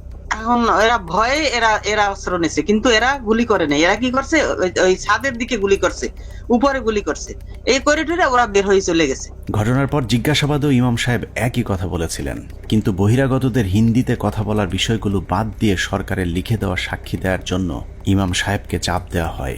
কিন্তু ইমাম সাহেব সেই চাপে মিথ্যা সাক্ষী দিতে রাজি হননি, যে কারণে তার উপর শুরু হয় শারীরিক এবং মানসিক নির্যাতন। আমাকে স্টেটমেন্ট ওখানে চেঞ্জ করতে বলছে, আপনার স্টেটমেন্ট সবগুলো ডিলিট করে আমরা নতুন যেটা বলবো সেইটা আপনি দেবেন, সেই বয়ান রেকর্ড করব। এটার জন্য খুব চাপ দিয়েছে। চাপ দেওয়ার পর উনি বলছে যে আমি কোনোদিন এটা পাল্টাবো না, কারণ আমি যা চোখে দেখছি এবং আমি যা যা দেখছি, যা যা ঘটনা ঘটছে, এগুলো আমি বলবোই, এটা ছাড়া আমি মিথ্যা কথা বলতে পারবো না। সেটা আপনারা যা করেন করেন। তখন তারা নিয়ে একটা সৈনিকের মানে লজ্জাস্থানে নাকি কারেন্ট দিয়ে শক দেয়, এইটা দেখাইছে তারে। উনি মানে আমি ওই সময় মানে অজ্ঞান হয়ে যাই, এরকম অবস্থা হয়ে গেছিল আমার। আমি মানুষ এরকম কিভাবে করে? তারপরেও ইমাম সাহেব কোনোভাবেই মিথ্যা বলতে রাজি না হওয়ায় 2009 সালের 12ই মার্চ জিজ্ঞাসাবাদের জন্য ডেকে নিয়ে যাওয়া হয় তাকে। সেদিনই ছিল তার জীবনের শেষ দিন। নিজের পায়ে হেঁটে যাওয়া মানুষটি পরদিন পরিবারের কাছে লাশ হয়ে ফিরে আসেন। বিডিআর এর 3টা থেকে 6টা পর্যন্ত কি চিকিৎসা হয়েছে এবং ঢাকা মেডিকেলেও যে কি চিকিৎসা হয়েছে আমরা তো কোনো চিকিৎসার কিছুই জানি না। এবং পোস্টমর্টম রিপোর্ট কি আসলো, আসল রিপোর্ট, যে সেই রিপোর্টটা আমাদেরকে দিল না। পিলখানা জামে মসজিদের পেশিমা মাওলানা রফিকুল ইসলামের মৃত্যুর কারণ হিসাবে পরিবারকে জানানো হয়েছিল হার্ট অ্যাটাক। ইমাম সাহেবের মতো 3 তারিখের পর থেকে হঠাৎ করেই পিলখানা থেকে ধরে নিয়ে যাওয়া বিডিআর সদস্যদের হার্ট অ্যাটাক এবং আত্মহত্যার সংখ্যা বাড়তে থাকে, যা ছিল মূলত সেনাবাহিনীর বিডিআর সদস্যদেরকে হত্যার একটি কৌশল। আত্মহত্যার নামে সেনাবাহিনীর এরকম এক হত্যাকাণ্ডের শিকার দিনাজপুর সেক্টরের বিডিআরের নায়েক সুবেদার মোজাম্মেল হক। প্রায় 6 ফুট লম্বা একজন মানুষকে হত্যার পর লো হাইটের বাথরুমের সিলিংয়ে ঝুলিয়ে রেখে আত্মহত্যার গল্প সাজানো হয়। মেজর আসাদ স্যার মারা গিয়েছিলেন, লেফটেন্যান্ট কর্নেল কায়সার স্যার ওনার কিলারদেরকে আইডেন্টিফাই করা। তারপরে আমাদের খুব গুরুত্বপূর্ণ একজন ভালো মানুষ সেন্ট্রাল সুবেদার মেজর নুরুল ইসলাম, উনার হত্যাকাণ্ডে খুনে কারা ছিল। তারপরে মেজর সালাম। এ প্রসঙ্গে আরেকটা ইএমই ব্রাঞ্চ, যেটা ইএমই বিডিআর এর অংশ, ইএমইর যে ডিএডি কে জিজ্ঞাসাবাদ করা হয়, ওই জিজ্ঞাসাবাদ করে ওই বিকালবেলা ওই ইএমই ডিএডি কে আমরা ব্যারাকে ফেরত দিয়ে আসি। দিয়ে আসার পর কয়েক ঘন্টা পরে মনে হয় সন্ধ্যাবেলা আমরা খবর পেলাম যে আমি সেটে খুব শুনলাম যে ব্যারাকে একজন আত্মহত্যা করছে। পিলখানা হত্যাকাণ্ডের মাস 3 আগে থেকে যেসব মিটিংগুলো হতো, এরকম গোপন 2-1টি মিটিংয়ে উপস্থিত ছিলেন ডিএডি হাবিব। আওয়ামী লীগ নেতা এবং বিডিআরের কিছু সদস্যের গভীর ষড়যন্ত্র বুঝতে পেরে সে মিটিংয়ের গুরুত্বপূর্ণ কিছু আলোচনা গোপনে রেকর্ড করেছিলেন, যে কারণে পিলখানা হত্যা মামলায় ডিএডি হাবিবের গুরুত্বপূর্ণ জবানবন্দি পাওয়া যেত। কিন্তু জিজ্ঞাসাবাদের নামে তাকে 2009 সালে হত্যা করা হয়। তবে মৃত্যুর আগের জিজ্ঞাসাবাদের সময়কার একটি রেকর্ড আমরা আমাদের অনুসন্ধানে সংগ্রহ করেছি। এত নিরীহ লোক মারা যাচ্ছে তো, এই জন্যই আমার ওই লাগছে। আমার কাছে যারা এই কেসের হত্যা তাদের আমার কাছে রেকর্ড আছে। কি রেকর্ড আছে? Mobile record. মোবাইল রেকর্ড কোথায়? আমার বাসায় আছে। আমার স্ত্রীর কাছে একটা আছে, আর একটা আমার একজন লেখা আছে কয় তারিখে যেন এটা করা আছে। ডিএডি হাবিবের বাসার সেই ক্যাসেট হয়তো সেনাবাহিনী উদ্ধার করেছিল, কিন্তু আদালতে উপস্থাপন করা হয়নি, কারণ সেখানে আওয়ামী লীগ নেতাদের জড়িত থাকার সব প্রমাণ ছিল। রেকর্ডে লিখে রাখছি এই এদের সাথে কথোপকথনে কারা কারা জড়িত এর ভিতর। বেশ কিছু লোক আছে, যেমন এটা প্রথমে ছিল আগে এমপি সেলিমের কাছে। কোন সেলিম? এমপি শেখ সেলিম আর কি। শেখ সেলিম? হ্যাঁ। আওয়ামী লীগের সাথে বিডিআরের ধারাবাহিক এসব গোপন মিটিং এর বিষয়টি জানার পর কিছু সৈনিক বিডিআরের নিজস্ব সিকিউরিটি ইউনিটকে জানিয়েছিল। ঘটনার 4 দিন আগে 21শে ফেব্রুয়ারি সিকিউরিটি ইউনিটের সিনিয়র জেসিও নায়ক সুবেদার রফিকুল ইসলাম বিডিআর সৈনিকদের কাছ থেকে প্রাপ্ত তথ্য ডিজিএফআই সহ ঊর্ধ্বতন সেনা গোয়েন্দা কর্তৃপক্ষকে জানিয়েছিলেন। তার সেই তথ্যের ভিত্তিতে কিছু পদক্ষেপও নেওয়া হয়েছিল, কিন্তু শেষ রক্ষা হয়নি। সুবেদার রফিকুল ইসলামকে প্রথমে ঘটনার গুরুত্বপূর্ণ সাক্ষী হিসেবে অন্তর্ভুক্ত করা হয়েছিল, কিন্তু হত্যাকাণ্ডে সেনাবাহিনীর সম্পৃক্ত থাকার বিষয়টি ধামাচাপা দিতে ঘটনার প্রায় 2 মাস পরে তাকে আটক করা হয়। কিন্তু মামলার প্রথম চার্জশিটে সুবেদার রফিকুল ইসলামের নাম না থাকা সত্ত্বেও সম্পূরক চার্জশিটের মাধ্যমে তাকে 12 নম্বর আসামি হিসেবে অন্তর্ভুক্ত করা হয়।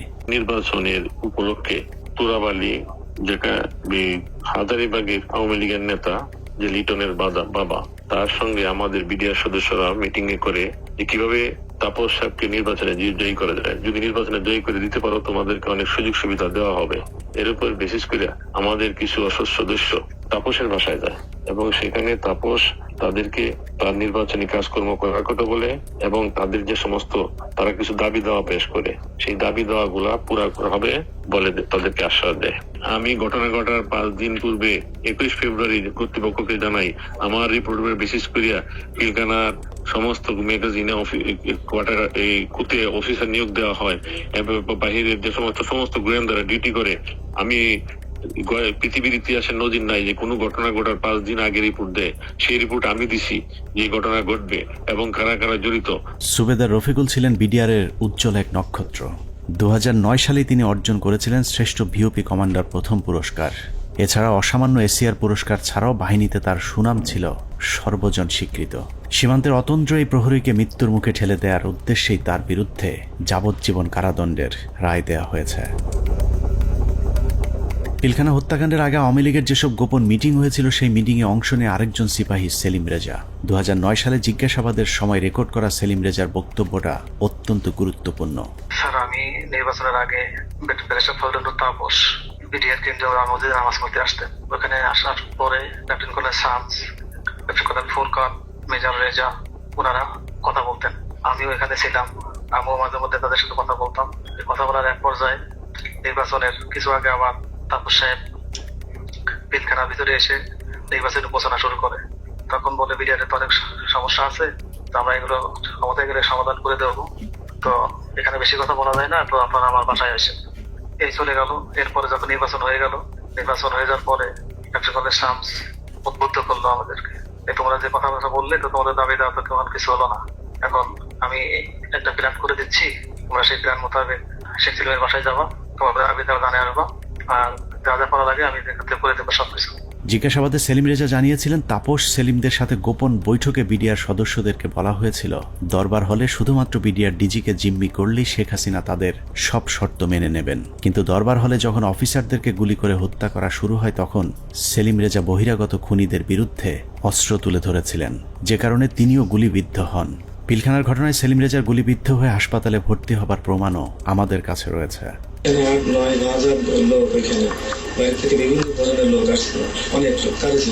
সেলিম রেজা তারপরেও অপরাধী, কারণ তিনি বিডিআরের ডিজিকে জিম্মি করতে চেয়েছিলেন, কিন্তু ফাঁসি হবার মতো অপরাধ সেলিম রেজা করেননি।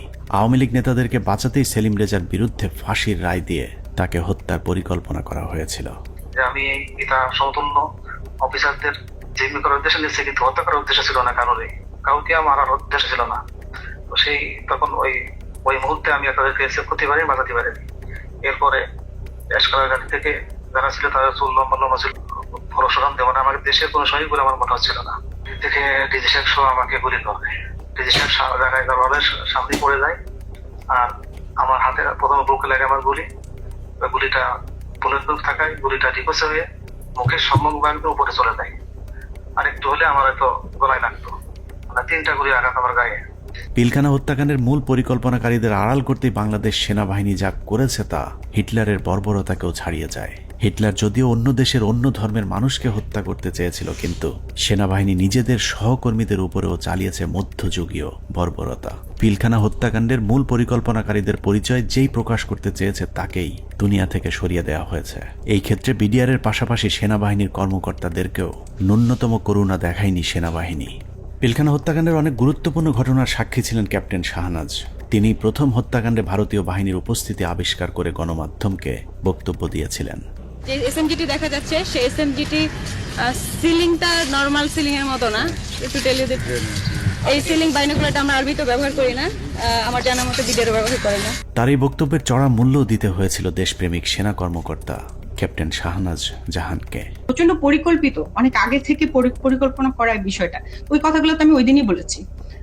তারপরে যেটা হলো যে আমি এরপরে চাকরি ছেড়ে দিই একদিন পরে, আর 27 তারিখে, তো আমি 28 তারিখে আমি প্রথমে করি অ্যাপেন্ডিক্স যে সাবমিট করি যে আমি এখানে আর চাকরি করব না, কারণ হচ্ছে আমার মোরাল ডাউন হয়ে গেছে। এখানে বাংলাদেশের মতো একটা আর্মির ভেতর, ঢাকার ভেতরে কিভাবে এই ঘটনা ঘটলো, কেউ কোনো প্রশ্নের উত্তর দিচ্ছে না আমি যেখানে। এবং আমাকে যখন থ্রেড দেওয়া হলো আমাদেরই প্রতিষ্ঠান থেকে, তখন আমি বুঝে গেলাম যে আসলে এখানে কি হয়েছে। উপরে যে আমি জিজ্ঞেস করছি, তারপরে আমাকে যখন পরবর্তীতে এমএস করলেন, নিজে কল করলেন, তখন আমি স্যারকে বললাম যে স্যার আমাকে স্যারকে বললাম না, তার আগে যে আমি বলেছিলাম যে জামিউল স্যার ছিলেন আমাদের ইঞ্জিনিয়ার স্যার, তখন এমএস ব্রাঞ্চে, তখন আমি স্যারকে প্রশ্ন করেছিলাম যে স্যার এই যে পোস্টিং গুলো হলো, আপনি তো নিজেই পোস্টিং গুলোর সাথে যুক্ত ছিলেন, আপনি কি আমাকে বলতে পারেন যে 57 জন অফিসারকে কেন আপনারা গত 3 মাসে একসাথে পোস্টেড করলেন? আপনারা কি জানতেন স্যার এখানে ওনাদেরকে মেরে ফেলা হবে? উনি আমার ফোন, মানে ওনার যে রিয়াকশনটা ছিল, ধরেন আমার কি হবে যে না তো এরকম কিছু না, আমরা হঠাৎ করে শুনলে কি হয়, হি ওয়াজ লাইক তুমি ফোনে এসব কি আলোচনা করতেছো, it's so secret thing, I have asked him. So উনি আমার ফোনের লাইনটা কেটে দিয়ে আবার অন্য লাইন থেকে কল করেছেন, টিএনডিতে কল করেছেন, যেটা আর্মির লাইন আর কি। সেটাতে উনি বললেন যেটা অনেক সিনিয়র হাই লেভেলের বিষয়, যেটা আমরা জানি হাই লেভেলের বিষয়টা, প্রাইম মিনিস্টার নিজে যুক্ত ছিলেন, ইন্ডিয়া প্রেজেন্ট ছিল। এগুলোতে আমি কর্নেল মোস্তাফিজ স্যারের প্রোগ্রামে দেখলাম ইন্ডিয়া তার ফোর্স নিয়ে বিভিন্ন পয়েন্টে কিন্তু উপস্থিত ছিল, এবং ইন্ডিয়ান ফোর্স নিজেই সেটা তার ওয়েবসাইটে প্রকাশ করেছে, যেটা মোস্তাফিজ ভাই স্যার একটা বলেছেন। সো ওইটা হচ্ছে হাই লেভেলের বিষয়, যেটা আমরা কেউ জানতাম না। নিজের চোখের সামনে সহকর্মীদের পরিকল্পিত হত্যাকাণ্ড কোনোভাবেই মেনে নিতে পারেননি শাহনাজ, যে কারণে বিডিআর হত্যাকাণ্ডের বিচার নিয়ে সবচেয়ে সোচ্চার ছিলেন ক্যাপ্টেন শাহনাজ। কিন্তু ক্যান্টনমেন্টের নিয়ন্ত্রণে থাকা সেনাবাহিনীর ওই পক্ষটি ক্যাপ্টেন শাহনাজকে থামাতে পরিকল্পিতভাবে তার স্বামীকে হত্যা করেন। হাজব্যান্ড যিনি পরবর্তীতে মারা যান, তিনি ছিলেন 44 আপনার মানে বিএমএ লং কোর্সের কন্টেম্পোরারি। উনি ছিলেন ফাইটার পাইলট, কোঅর্ডিনেটর আশরাফ ইবনে আহমেদ। তো তার কাছে আমি একটা ইনফরমেশন পাই, যেমন সে তখন ঢাকায় ছিল, তার ইউনিটে ছিল, সে MiG-29 এর পাইলট ছিল। সে আমাকে ওই 7টা বা 7:30টার দিকে জানায় যে তার একজন আত্মীয় সিভিল, সে নাকি তাকে ফোন করেছিল এবং তারা বলেছিল যে তারা খুব ভয় পাচ্ছে, মানে এই জিনিসটার সাথে অনেকগুলো প্রোগ্রামার যুক্ত ছিল, প্রোগ্রামার। পিলখানা হত্যাকাণ্ডকে কেন্দ্র করে 4 দফায় মোট 96 জন মেধাবী সেনা কর্মকর্তাকে বহিষ্কার, আটক, জেল, গুম কিংবা হত্যা করা হয়েছে। এর মধ্যে হত্যাকাণ্ডের পরপর সেনাকুঞ্জে প্রধানমন্ত্রী এবং সেনাপ্রধানের সামনে প্রতিবাদ করার অপরাধে প্রথমেই সেনাবাহিনীর 13 জন অফিসারকে বহিষ্কার করা হয়। পিলখানার মূল ঘটনা তৎকালীন সময়ে গঠিত তদন্ত কমিশনকে জানানোর অপরাধে 5 জন কমান্ডোকে তাপসের উপর মিথ্যা গ্রেনেড হামলা মামলায় ফাঁসানো হয়। এদের 5 জনকে 13 মাস অজ্ঞাত স্থানে গুম করে রাখার পর গ্রেফতার দেখানো হয়। তারপর সবাইকে মিথ্যা মামলায় ফাঁসিয়ে 5 বছর করে কারাদণ্ড দেয়া হয়। তাপস হত্যা মামলার চেষ্টা, এটা একটা ভুয়া মামলা যেটা মতিঝিল থানায় দায়ের করা হয় এবং এইটাতে যে সমস্ত সিভিলিয়ান যারা অপরাধী আছে তাদেরকে বিচারের আওতায় আনার আগেই একই অপরাধে আর্মির 5 জনকে, ভেরি ইয়াং ট্যালেন্টেড অফিসার যারা খুবই অ্যাক্টিভ ছিল, তারা হয় এই তদন্তের সাথে সম্পৃক্ত অথবা এই বিডিআর হত্যাকাণ্ডের বিরুদ্ধে সোচ্চার ছিল, তাদেরকে প্রথম গুম করা হয়, ব্যাপকভাবে শারীরিক নির্যাতন করা হয় এবং পেপার ওয়ার্ক, সব থেকে দুঃখজনক হচ্ছে কাগজে কোর্ট মার্শাল, মানে তাদেরকে গুম অবস্থায় পেপার সই করে দেখানো হয়। যখন জেলে হস্তান্তর করা হয় তখন তারা জানতে পারে যে তাদেরকে 5 বছর জেল দেওয়া হয়েছে। এর মধ্যে একটা দীর্ঘ সময় তাদের পরিবার জানতোই না তারা কোথায় এবং তারা কিভাবে তাদের কি অবস্থায় আছে। আমি একটু 5 জন অফিসারের নাম বলি।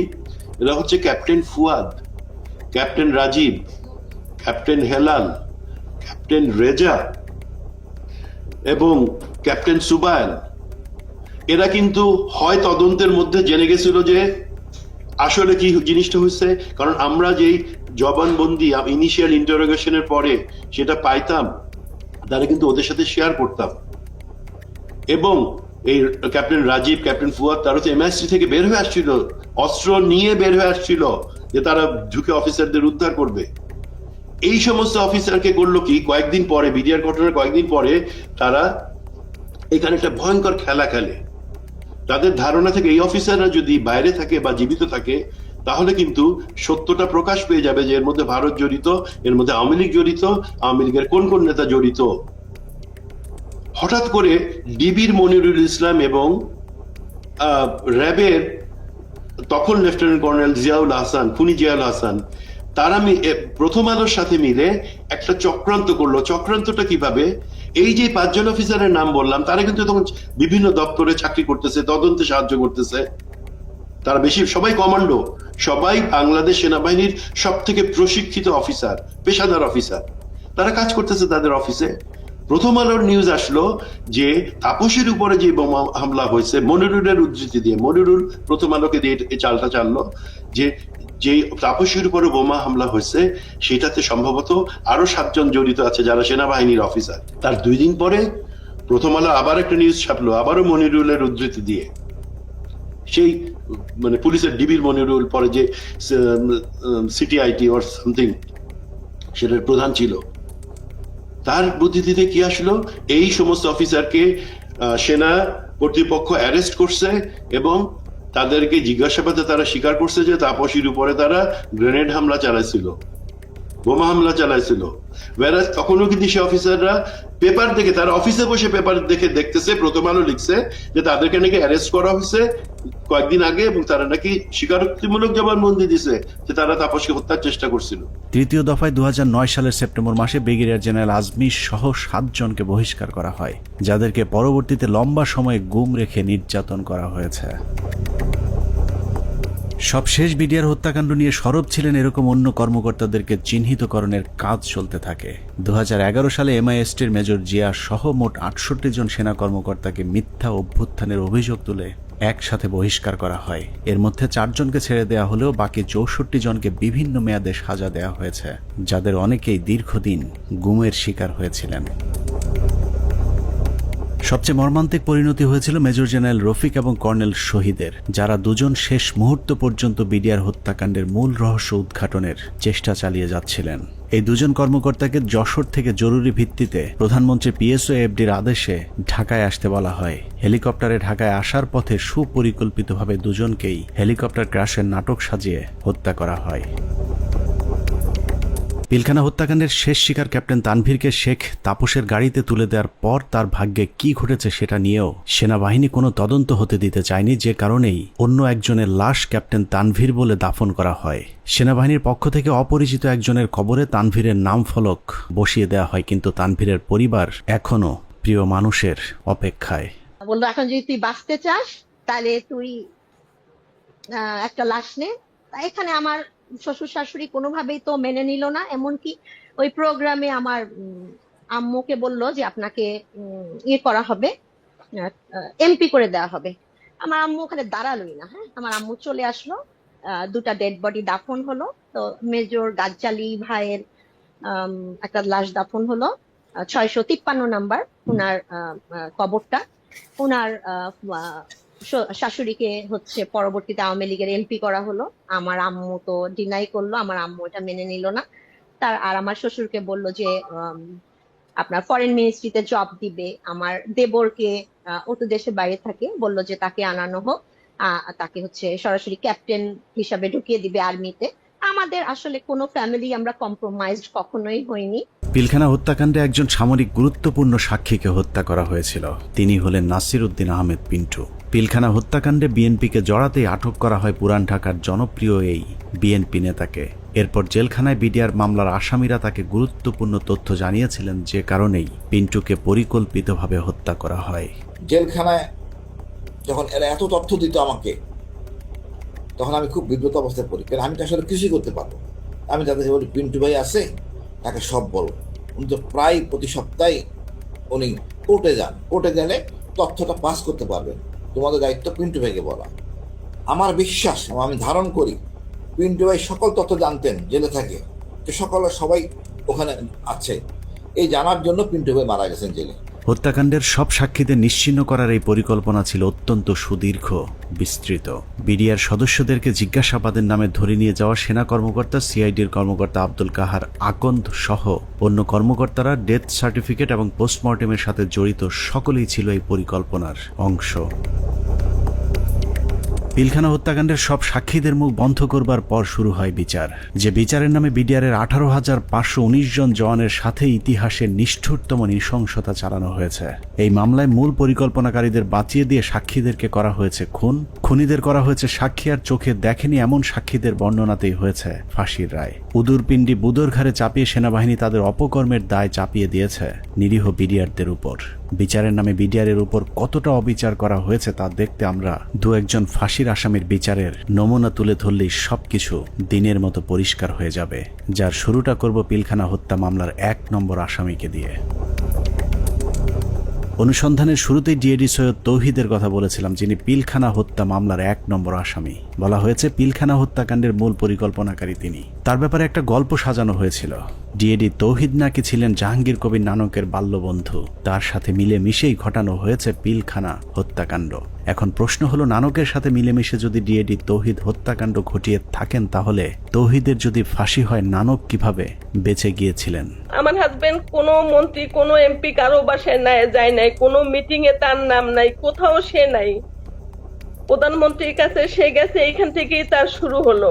প্রধানমন্ত্রীর কাছে সে কিভাবে গেল, তাকে কিভাবে নিয়ে যাওয়া হইলো, পরবর্তীতে সে কি করলো, সবকিছুই তো কাগজে কলমে আসছে, তারপরও কেন তাকে 1 নম্বর আসামি বানাইয়ে এত বড় শাস্তি দেওয়া হইলো? ভারতের পরিকল্পনার শেখ হাসিনার পরিচালনায় পিলখানায় যে নাটক মঞ্চস্থ করা হয়েছিল সেই নাটকে 25 তারিখ বিকেলের শুটিংটুকু বাদ দিলে পুরো নাটকে ডিএডি তৌহিদকে আর কোথাও দেখা যায়নি। তৌহিদ যখন প্রধানমন্ত্রীর আদেশে বিডিআরের ডিজি হয়েছিলেন সেই সময়টাতে তৌহিদের পরিবার জিম্মি হয়েছিল পিলখানায় আসা বহিরাগত সন্ত্রাসীদের হাতে। দরজা ভেঙে ফেলে আমার দিকে এবং আমার ছেলে মেয়ের দিকে অস্ত্র তাক করে আবার একইভাবে তারা বাসার ভিতরে আপনার খুঁজতে থাকে আমার হাজবেন্ডকে। পরবর্তীতে আমি আমার হাজবেন্ডকে আমি ফোন দিয়ে বলি যে এইভাবে বিদ্রোহীরা আমার বাসায় আসতেছে, বিডিআর এর পোশাক পরা, মুখোশ পরা, আমি তো চিনি না, এরা তোমার ঠিকানা জানতে চায়, না জানাই দিলে আমাদেরকে মেরে ফেলবে, হুমকি দিতেছে। তারপরেও ধরুন ডিএডি তৌহিদ মূল পরিকল্পনা করেছিল, কিন্তু তার বিরুদ্ধে যে অভিযোগ আনা হয়েছে সেখানেও নাটকের পর নাটক সাজানো হয়েছে। ডিএডি সৈয়দ তৌহিদের ফাঁসি হয়েছে মেজর আসাদ হত্যার হুকুমের আসামি হিসেবে, যার সাক্ষীর উপর ভিত্তি করে ডিএডি তৌহিদের ফাঁসির রায় হয়েছে সেই সিপাহীর নাম আনোয়ার হোসেন। সিপাহী আনোয়ার তার দণ্ডবিধির 164 ধারা জবানবন্দিতে বলেছেন ডিএডি তৌহিদের নির্দেশে মেজর আসাদকে হত্যা করা হয়েছে। সিপাহী আনোয়ার তার জবানবন্দিতে বলেছেন 25 ফেব্রুয়ারি আনুমানিক 9:50 সময় ডিএডি তৌহিদ স্যার এসে উত্তেজিত হয়ে নির্দেশ দেন যে তোমরা সকলে অস্ত্রাগারে গিয়ে অস্ত্র নিয়ে আর্মি অফিসারদের খতম করো। ওই সময় আমাদের অফিসের সামনে মার খেতে থাকা মেজর আসাদ স্যার বলেন আমাকে বাঁচাও, ওরা আমাকে মারছে বলে দৌড়ে দোতলার সিঁড়ির কাছে পড়ে যান। আমি এই দৃশ্য দেখে খুব দ্রুত তার কাছে যাই, তখন তিনি বলেন আমি মেজর আসাদ, ওরা আমাকে মেরে ফেলবে, আমাকে একটু বাঁচাও ভাই, আমাকে উপরে নিয়ে চলো। আমি তখন মেজর আসাদ স্যারকে ধরে উপরে দোতলায় সিও সাহেবের অফিসে নিয়ে যাই। এর কিছুক্ষণ পরে ডিএডি তৌহিদ ওখানে আসেন এবং আসাদ স্যারকে দেখে তাহাদের ফিনিশ বলে রুম থেকে বের হয়ে যায়।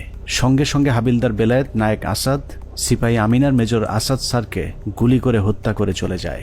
আমি টেবিলের নিচে লুকিয়ে থাকা অবস্থায় অস্ত্রধারীদের গুলিতে আহত হই। সিপাহী আনোয়ারের সাজানো গোছানো এই স্ক্রিপ্টটি শুনে অবিশ্বাস করার কোনো উপায় নেই, কিন্তু সমস্যা হলো হাসিনার পরিচালিত নাটকে যেই ডিএডি তৌহিদকে দিয়ে মেজর আসাদকে হত্যা করানো হয়েছে সেই ডিএডি তৌহিদকে আমরা নাটকের অন্য আরেক জায়গায় আবিষ্কার করেছি। 4 তলায় নিয়ে গেল, টয়লেটের মধ্যে ডিএডি তৌহিদ লুকায় আছে। তাই আমি তুমি কি দরবার হলে ছিল না? ও বলল না স্যার আমি দরবার হলে ছিলাম না। লেফটেন্যান্ট কর্নেল কামরুজ্জামান বিডিআর হত্যাকাণ্ডে বেঁচে ফেরা আর্মি অফিসারদের মধ্যে একজন, যার চোখের সামনে বিডিআর এর ডিজি সহ বেশ কয়েকজন কর্মকর্তাকে গুলি করে হত্যা করা হয়, যেই গুলিতে তিনি নিজেও আহত হয়েছিলেন। ডিজি মহোদয় জাস্ট ফার্স্ট স্টেপটা দিলেন, এসে ডিজিকে প্রথমে গুলি করলেন। আমারও একটা গুলি লাগলো এখানে এসে। পিলখানা হত্যাকাণ্ডের অন্যতম সাক্ষী লেফটেন্যান্ট কর্নেল কামরুজ্জামান 25 ফেব্রুয়ারি তার সাথে ঘটে যাওয়া রোমহর্ষক অভিজ্ঞতার বর্ণনা দিয়েছেন। তার দেয়া সেই জবানবন্দিতে সকাল 9টা থেকে ধারাবাহিক ঘটনা প্রবাহ পড়তে পড়তে দুপুর 2টায় গিয়ে আটকে উঠি, কারণ কিছুক্ষণ আগে সিপাহী আনোয়ারের বর্ণনায় যে ডিএডি তৌহিদের কথা বলা হয়েছে সেই ডিএডি তৌহিদ সম্পর্কে মেজর কামরুজ্জামান যা লিখেছেন তা যেন বাংলা সিনেমার একই চরিত্রের double part. Lieutenant colonel Kamruzzaman তার 161-এর জবানবন্দিতে বলেছেন সকাল থেকে তাকে নানাভাবে অপমান, অপদস্থ, ভয়, ভীতি আর মারধরের পর কয়েকজন সিপাহীর সহায়তায় তিনি জীবন বাঁচান। তিনি বলেছেন কয়েকজন সিপাহীর হাত ঘুরে সবশেষ বিডিআর সদস্যরা তাকে সদর ব্যাটালিয়নের 4র্থ তলায় নিয়ে যায়। সেখানে গিয়েই তিনি বাথরুমের ভেতরে লুকানো অবস্থায় ডিএডি তৌহিদকে দেখতে পান। লেফটেন্যান্ট কর্নেল কামরুজ্জামানের তথ্য অনুযায়ী ডিএডি তৌহিদ কামরুজ্জামানকে বাথরুমের ভেতরে লুকানোর সুযোগ করে দিয়ে নিজে জীবনের ঝুঁকি নিয়ে বাইরে বসেছিলেন, আর সেটাই কাল হয়ে দাঁড়িয়েছিল ডিএডি সৈয়দ তৌহিদের। ডিএডি তৌহিদ বাথরুমের ভেতরে লুকিয়ে থাকলে বিদ্রোহীদের নেতা সেজে প্রধানমন্ত্রীর কাছে দেখা করতে যেতে হতো না। কামরুজ্জামানের বক্তব্য যদি সত্যি হয় তাহলে ডিএডি তৌহিদ নির্দোষ, আর যদি মিথ্যে হয় তাহলে লেফটেন্যান্ট কর্নেল কামরুজ্জামানকেও গ্রেফতার করে জিজ্ঞাসাবাদ করতে হবে, কারণ দুজনের বক্তব্যই একই সাথে সত্য হওয়া সম্ভব নয়। ডিএডি তৌহিদ কিভাবে বিদ্রোহীদের নেতা হয়ে প্রধানমন্ত্রীর সাথে দেখা করতে গিয়েছিলেন সেই বর্ণনা খুঁজে পেয়েছে আরেকজন ডিএডির 164 ধারার জবানবন্দিতে। ডিএডি আব্দুর রহিম তার জবানবন্দিতে বলেছেন পিকআপ হতে একজন সৈনিক আমাকে মন্ত্রী আসলে কথা বলার জন্য বললে আমি বলি ভেতরে আরো ডিএডি আছেন। এরপর আমি পিকআপ নিয়ে ডিএডি তৌহিদকে খুঁজতে যাই। সদর ব্যাটালিয়নের 4র্থ তলায় তৌহিদ সাহেবকে দেখতে পাই। তারপর তৌহিদ সাহেব বলেন বাথরুমে আমার প্রাক্তন sector commander lieutenant colonel Kamruzzaman sir লুকিয়ে আছেন। স্যারের সাথে দেখা করি, তারপর ডিএডি তৌহিদ সহ 4 নম্বর গেটে যাই। এভাবেই ডিএডি তৌহিদ পিলখানার কথিত বিদ্রোহের মূল পরিকল্পনাকারী হয়ে গেলেন। ডিএডি আব্দুর রহিম এবং লেফটেন্যান্ট কর্নেল কামরুজ্জামানের জবানবন্দিতে এটা পরিষ্কার যে ডিএডি তৌহিদ 25 তারিখ বিদ্রোহের নেতৃত্ব দেননি, বরং বাথরুমে লুকিয়েছিলেন। যে কারণে পিলখানার ঘটনায় কারো 164 কিংবা 161 ধারার জবানবন্দিতে দরবার হলের কোথাও ডিএডি তৌহিদকে দেখা গেছে এরকম দাবি করেননি। ডিএডি তৌহিদের বিরুদ্ধে যে মেজর আসাদ হত্যার অভিযোগ আনা হয়েছে, আমাদের অনুসন্ধানে সেই মেজর আসাদের পোস্টমর্টেম রিপোর্ট সংগ্রহ করেছিলাম, যেখানে দেখা যায় তার শরীরে ধারালো অস্ত্রের আঘাত পাওয়া গিয়েছিল। কিন্তু সিপাহী আনোয়ার তার জবানবন্দিতে বলেছেন ডিএডি তৌহিদের নির্দেশে হাবিলদার বেলায়েত, নায়েক আসাদ এবং সিপাহী আমিনার 3 জন মিলে গুলি করে মেজর আসাদকে হত্যা করেন। মেজর আসাদের মৃত্যুর বিবরণের কোথাও ধারালো অস্ত্রের ব্যবহারের কথা বলা হয়নি। এখানে আমার হাজবেন্ডের কি অপরাধটা এখানে দেখেন, সে তো পালাইয়া যায় নাই, সে তো কাউকে খুন করে নাই, তার ফ্যামিলির ভিতরে ছিল, ওনাকে অমানবিক নির্যাতন করা হয়েছে। এমন কোন নির্যাতন নাই যে ওনাকে না করা হয়েছে। এখন শরীরের প্রতিটা অঙ্গ প্রত্যঙ্গ ড্যামেজ হয়ে যাইতেছে আস্তে আস্তে। শেখ হাসিনার কাছে নিয়ে যাওয়া প্রতিনিধি দলের আরেক সদস্য ডিএডি মোহাম্মদ আব্দুল জলিল শেখ। হসপিটাল ইউনিটের কোয়ার্টার মাস্টারে কর্মরত থাকা ডিএডি জলিল গোলাগুলির শব্দ শুনে হাসপাতালের অন্য সহকর্মীদের সাথে সিগন্যাল মেসের ভেতরে অবস্থান নিয়েছিলেন। সেখান থেকে বিকেলে প্রধানমন্ত্রীর সাথে সাক্ষাতের জন্য তাকে জোর করে নিয়ে যাওয়া হয়। মুখোশধারী সৈনিক আব্বুকে ধরে গাড়িতে তুলে 4 নম্বর গেটে নিয়ে আসে প্রধানমন্ত্রীর সাথে দাবি দেওয়া নিয়ে আলোচনা করার জন্য। আব্বু সেখানে যেতে না চাইলে আব্বুকে মারধর করা হয় এবং হুমকি দেওয়া হয় যে এখানে তাকে গুলি করে হত্যা করা হবে। 3:30টার দিকে আব্বু আম্মুর ফোনে কল দেন, কল দিয়ে বলেন আব্বুকে যমুনায় নিয়ে যাওয়া হচ্ছে। আমার ছেলে মেয়েগুলোর দায়িত্ব তোমার কাছে দিয়ে গেলাম, আমার ছেলে মেয়েগুলোকে দেখে রেখো। ঘটনার পর থেকে 2 মাস গুম করে রাখার পর ডিএডি জলিলকে গ্রেফতার দেখানো হয়েছিল।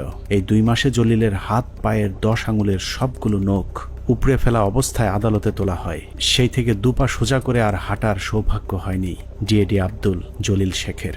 র‍্যাব 1-এ নিয়ে অমানসিক নির্যাতন করা হয়। আব্বুর হাত পায়ের নখ উঠায় ফেলা হয়, থেতলে আঙুলগুলো থেতলে ফেলা হয়, পায়ের নখে সুচ ঢুকানো হয়, কারেন্টের শর্ট দেওয়া হয় পেনিসে। ডিএডি জলিলকে যাদের সাক্ষীর উপর ভিত্তি করে ফাঁসি দেওয়া হয়েছে সেখানে বেশিরভাগ সাক্ষী বলেছে টেলিভিশনে দেখেছি, পত্রিকায় পড়েছি বা অমকের কাছে শুনেছি, কিন্তু কেউ ডিএডি জলিলকে কোথাও কাউকে হত্যা, লুটপাট কিংবা ধর্ষণ করতে দেখেননি। এসব সাক্ষীদের একজন মেজর জায়েদি। তিনি জানিয়েছেন কিভাবে তাকে ডিএডি জলিলের বিরুদ্ধে সাক্ষ্য দেওয়ানো হয়েছে। তাকেও আমি উক্ত এলাকায় দেখেছিলাম এবং আমি শনাক্ত করতে পেরেছিলাম, বাট তার নাম জানতাম না। জেনারেল আজিজ, তদানীন্তন Dhaka sector commander colonel Aziz আমাকে জানিয়েছিলেন উক্ত অফিসারের নাম ডিএডি জলিল। তার মুখ ভর্তি দাড়ি ছিল, চাপা দাড়ি। দাড়িওয়ালা এক ব্যক্তিকে ডিএডি আব্দুল জলিল বানিয়ে ফাঁসি দিয়ে দেওয়া হয়েছে, অথচ আমাদের হাতে 2009 সালে পিলখানা হত্যাকাণ্ডের দিনের একটি ভিডিওতে দেখা যায় ডিএডি জলিলের মুখে কোনো দাড়ি নেই। এখন প্রশ্ন আসতে পারে, পিলখানা হত্যাকাণ্ডের সাথে কি তাহলে কোনো বিডিআর সদস্য জড়িত ছিল না? অবশ্যই ছিল, কিন্তু যারা জড়িত ছিল তাদেরকে এই মামলায় শাস্তি দেওয়া সম্ভব নয়, কারণ মামলার মূল উদ্দেশ্যই ছিল পিলখানা হত্যাকাণ্ডের বাকি কাজ সম্পন্ন করা। এখানে সিপাহী মাহিন এবং লেদার লিটনের মতো হত্যার মূল পরিকল্পনার সাথে জড়িত আসামিকে ভারতে পাঠিয়ে দেওয়া হয়েছে। লেদার লিটনের বাবা সাবেক সুবেদার এবং আওয়ামী লীগ নেতা তোরাব আলীকে সুনির্দিষ্ট অভিযোগ থাকার পরেও ছেড়ে দেওয়া হয়েছিল। অন্যদিকে যারা শুধুমাত্র বিডিআরের ডিজিকে জিম্মির পরিকল্পনার সাথে জড়িত কিন্তু হত্যাকাণ্ডের পরিকল্পনার কথা জানতেন না, তাদের বেশিরভাগকে জিজ্ঞাসাবাদের নামে হত্যা করা হয়েছে। বাদবাকি যারা আছেন তাদেরকেও ফাঁসির রায় দিয়ে হত্যার পরিকল্পনা ছিল, যেন আওয়ামী লীগের কোন কোন নেতা এই হত্যাকাণ্ডের পরিকল্পনার সাথে জড়িত তাদের নাম কেউ জানতে না পারে। পিলখানা হত্যাকাণ্ড যে বিডিআরকে ধ্বংস করে দেওয়ার জন্যই করা হয়েছিল তার প্রমাণ হাস্যকর এই মামলায় 18,519 জন বিডিআর জওয়ানকে আসামি করা। এদের মধ্যে বেশিরভাগ বিডিআর জওয়ান নির্দোষ প্রমাণিত হলেও কাউকেই চাকরি ফেরত দেওয়া হয়নি। উল্টো যাদেরকে ছেড়ে দেওয়া হয়েছে সবার কাছ থেকে বড় অঙ্কের টাকা নিয়ে তারপর তাদেরকে মুক্তি দেওয়া হয়। অনেক অপরাধীকে টাকার বিনিময়ে সাক্ষী বানানো হয়েছে, আবার অনেক নিরীহ বিডিআর সদস্যকে কোনো কারণ ছাড়াই শাস্তি দেওয়া হয়েছে। 2009 সালের 25 ও 26 তারিখে বিডিআর পিলখানায় ঘটে যায় বিডিআর বিদ্রোহের নারকীয় হত্যাকাণ্ড। এই হত্যাকাণ্ডের সময় সে 9 দিনের ছুটিতে বাড়িতে অবস্থান করে। সে ছুটিতে থাকার কারণে তাকে সেই অভিযুক্তের বাইরে রাখা হয়। পরবর্তীতে সিআইডি দীর্ঘ 7 মাস পর 2009 সালে সেপ্টেম্বর মাসের 10 তারিখে তাকে কর্মরত অবস্থায় গ্রেপ্তার করে জেল হাজতে প্রেরণ করে। এই মামলার বিচার কার্য শুরু হয় বকশীবাজার আলিয়া মাদ্রাসা মাঠে। রায়ে তাকে যাবজ্জীবন কারাদণ্ড দেওয়া হলো। দীর্ঘ শুনানি শেষে 2017 সালে এই মামলার রায় প্রদান করা হয়। রায়ে আমার ছোট ভাই আতিকুর রহমানকে খালাস প্রদান করা হয়। তখন এই জামিনের বিরোধিতা করে রাষ্ট্রপক্ষ সুপ্রিম কোর্টে আপিল করে। এমতো অবস্থায় এখনো পর্যন্ত আমরা কোনোভাবে আমার ছোট ভাইয়ের মুক্তির কোনো ব্যবস্থা করতে পারিনি। আমার ছোট ভাই যে ছুটিতে ছিল, যে সে নির্দোষ, এটি সবকিছুতে প্রমাণ হয়ে গেছে। তাকে মুক্তি দেওয়া আমি মনে করি যে এটা সরকারের দায়িত্ব। এভাবেই চলেছে পিলখানা হত্যাকাণ্ডের বিচারের নামে অবিচার। আতিক থেকে তৌহিদ পিলখানা হত্যাকাণ্ডের বিচারের নামে 18,000 পরিবারের সাথে গেল 16 বছর যা হয়েছে তাই পৃথিবীর ইতিহাসে আর কখনোই হয়েছে কিনা আমাদের জানা নেই। মামলা, তদন্ত, জিজ্ঞাসাবাদ থেকে শুরু করে জবানবন্দি, কোথাও ন্যায় বিচার পায়নি বিডিআরের পরিবারগুলো। একটা ফ্যামিলি ধ্বংস হওয়ার মতো যা যা দরকার সবকিছুই ঘটছে আপনার ফ্যামিলিতে। বাংলাদেশের ইতিহাসে যদি 5 আগস্ট না আসতো তাহলে বিডিআরের এই আর্তনাদ হয়তো উঁচু লাল দালানের বাইরের কেউ শুনতে পেত না। বিডিআরের পরিবার কারো করুণা চায় না, তারা চায় ন্যায় বিচার।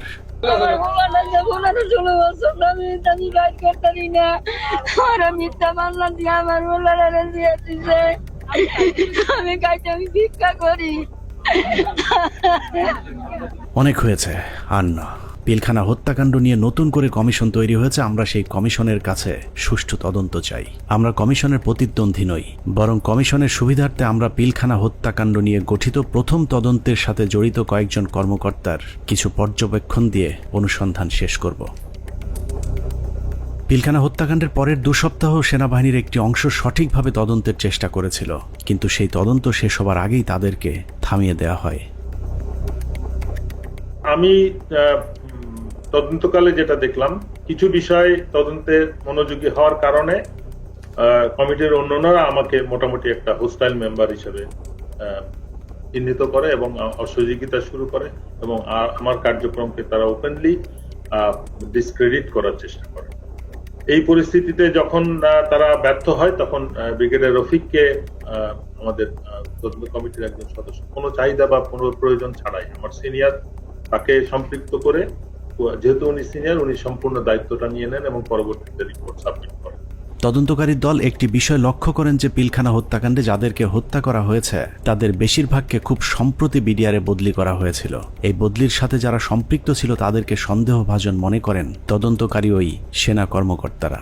পিলখানা হত্যাকাণ্ডের বহুল আলোচিত নাম কর্নেল রেজা নূর, যিনি ঘটনার একদিন আগে একরকম জোর করে কর্নেল গুলজারকে র্যাব থেকে বিডিআরে পাঠান। পিলখানায় গন্ডগোলের খবর শুনে ঘটনাস্থলে যাওয়া প্রথম দলটি ছিল র্যাবের এডিজি রেজা নূর র্যাবের ওই দলটিকে পিলখানায় ঢুকতে বাধা দিয়েছিলেন। কর্নেল গুলজার ওই সময়টাতে র্যাবে পোস্টিং থাকলে পরিস্থিতি অন্যরকম হতে পারত।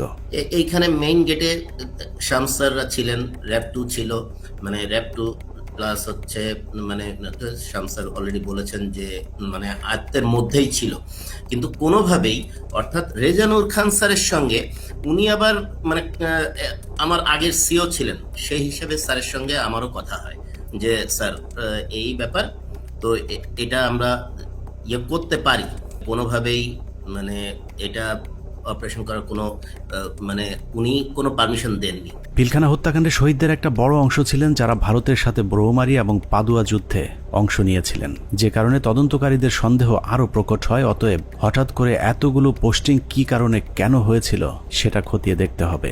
তখন আমি স্যারকে প্রশ্ন করেছিলাম যে স্যার এই যে পোস্টিংগুলো হলো, আপনি তো নিজেই পোস্টিংগুলোর সাথে যুক্ত ছিলেন, আপনি কি আমাকে বলতে পারেন যে 57 জন অফিসারকে কেন আপনারা গত 3 মাসে একসাথে পোস্টেড করলেন? আপনারা কি জানতেন স্যার এখানে ওনাদেরকে মেরে ফেলা হবে? উনি আমার ফোন মানে ওনার যে রিয়াকশনটা ছিল, ধরেন আমার কি হবে যে না তো এরকম কিছু না, আমরা হঠাৎ করে শুনলে কি হয়, হি ওয়াজ লাইক তুমি ফোনে এসব কি আলোচনা করতেছো, it's so secret thing, I have asked হিম। পিলখানা হত্যাকাণ্ডের সময় আওয়ামী লীগের ছোট একজন নেতা বড় ভূমিকা পালন করেছিল, যার নাম মির্জা আজম। সেনাবাহিনীর সূত্র মনে করে মির্জা আজমের বোন জামাই শায়েখ আব্দুর রহমানকে ফাঁসিতে ঝুলানোর প্রতিশোধ হিসেবেই পিলখানা হত্যাকাণ্ডে যুক্ত হয়েছিলেন মির্জা আজম। উল্লেখ্য, বাংলা ভাই এবং শায়েখ আব্দুর রহমানকে জঙ্গি আস্তানা থেকে গ্রেফতারের মূল নায়ক ছিলেন কর্নেল গুলজার, যে কারণে পিলখানা হত্যাকাণ্ডের পর গঠিত তদন্ত কমিটি মির্জা আজমকে বিভিন্ন বিষয় নিয়ে জিজ্ঞাসাবাদও করেছিল। এই অফিসারগুলো সবাই অপারেশনাল ছিল, অপারেশনাল সাউন্ড ছিল, তাদেরকে সেরকম আর্মি ইনস্টিটিউশনগুলোতে না দিয়ে কেন বিজিবিতে দেওয়া হলো? এটা তার মানে তারা জানতো। এখানে সামরিক সচিবকে জিজ্ঞেস করা উচিত যে আপনাকে কে নির্দেশ দিয়েছিল এই পোস্টিং অর্ডারগুলো দেওয়ার জন্য। সো তাদেরকে আসলে আওতায় আনা উচিত। তাপস, মির্জা আজম, র্যাপিড ডিজি, এডিজি, দেন সামরিক সচিব, ডিজিএফআই ডিজি, শেখ হাসিনা, মইনু আহমেদ, এরা প্রত্যেকেই ডাইরেক্টলি সম্পৃক্ত, কোনো সন্দেহ নেই। পিলখানা 3 ও 4 নম্বর গেটে আওয়ামী লীগের যে মিছিলটি হয়েছিল সেই মিছিলের নেতৃত্ব দেওয়া ব্যক্তিকে আটক করেছিল মেজর মনির, কিন্তু গুরুত্বপূর্ণ সেই আসামিকে কর্নেল সালেহ বাঁচিয়ে দেন। উল্টো ওই ব্যক্তিকে আটকের অপরাধে মেজর মনিরকে শাস্তি দেওয়া হয়। অতএব কর্নেল সালেহকে আটক করলেই জানা যাবে কেন তিনি সেই আসামিকে ছাড়িয়ে নিয়েছিলেন। ওই ছেলেটাকে যখন আমি আপনার অ্যারেস্ট করে নিয়ে আসছি, তো প্রতিমধ্যেই আমি একটা কাজ করেছিলাম, ওর স্বাভাবিক কারণে আমি তখন কথাবার্তা বলতে থাকি, জিজ্ঞাসাবাদ করতে থাকি। তো আমি তখন তাকে একটা তাৎক্ষণিক জিজ্ঞাসাবাদ করেছিলাম যে তোমাকে কে আদেশ দিয়েছিল মিছিল করার জন্য। তো ছেলেটা খুব স্বাভাবিকভাবে বললো যে আমাকে তো ভাই বলছে। ভাই মানে কোন ভাই? বললো যে তাপস ভাই আমার বলছে যে তুমি একটা মিছিল নিয়ে ঢুকবা। তো আমি তো সেই ওনার কথা অনুযায়ী তো কথা বলতে পারি না, বলছে তো আমাকে করতে হয়। তো আমি তখন একটা মিছিল নিয়ে ওখানে ঢুকলাম, কিন্তু মিছিল নিয়ে ঢুকে যখন আমি বের হয়ে যাই, তো তখন ওই মিছিলের সাথে দেখলাম আমাদের যুবলীগের অনেক ছেলে পেলে, আমাদের এলাকার নেতাকর্মী তখন আমার মিছিলের সাথে বের হয়ে আসলো। পিলখানার লগবুক অনুযায়ী ঘটনার দিন সকাল 6:30 পিলখানার ভেতরে প্রবেশ করেন এবং 7টায় বেরিয়ে আসেন তৎকালীন শিল্পমন্ত্রী দিলীপ বড়ুয়া। আধা ঘন্টার সময় তিনি কাদের সাথে কি কথা বলেছেন সেটা বের করতে হবে। আওয়ামী লীগের সাবেক আরেক এমপি মুশতাক আহমেদ রুহির সরাসরি হত্যাকাণ্ডে জড়িত থাকার প্রমাণ পেয়েছিল সেনাবাহিনীর ওই তদন্তকারী দলটি, যে কারণে তাকে উত্তরা থেকে গ্রেফতার করেছিলেন র্যাব 1-এর সিও মেজর মনির। কিন্তু আটকের কয়েক ঘন্টার মধ্যেই তাকে ছাড়তে বাধ্য করা হয়। আওয়ামী লীগের আরও ডজনখানেক মন্ত্রী প্রতিমন্ত্রীর নাম জিজ্ঞাসাবাদের তালিকায় ছিল, কিন্তু তাদের বিরুদ্ধে পরবর্তীতে কোনো ব্যবস্থা নেওয়া হয়নি। এর মধ্যে সাবেক স্বরাষ্ট্র প্রতিমন্ত্রী সোহেল তাজ ছিলেন অন্যতম সন্দেহভাজন পরিকল্পনাকারী, যিনি পর্দার আড়ালে থেকে ঠান্ডা মাথায় ভারতীয় গোয়েন্দা সংস্থার সাথে যুক্ত হয়েছিলেন। সেনাবাহিনী সূত্র জানিয়েছে সোহেল তাজ পিলখানা হত্যাকাণ্ডের আগে বিদেশে যাবার কথা বললেও সে ঢাকা বিমানবন্দর থেকে সিলেটে গিয়ে সেখান থেকে আবারও হেলিকপ্টারে ঢাকায় ফেরত আসেন। পিলখানার ঘটনায় ভারতের সাথে যোগাযোগ রক্ষায় গুরুত্বপূর্ণ ভূমিকা পালন করেছেন সোহেল তাজ। তদন্ত কমিটি সোহেল তাজের পাসপোর্ট চেক করলেই প্রমাণ হয়ে যাবে তিনি আদৌ ওই সময়টাতে দেশের বাইরে অবস্থান করেছিলেন কিনা।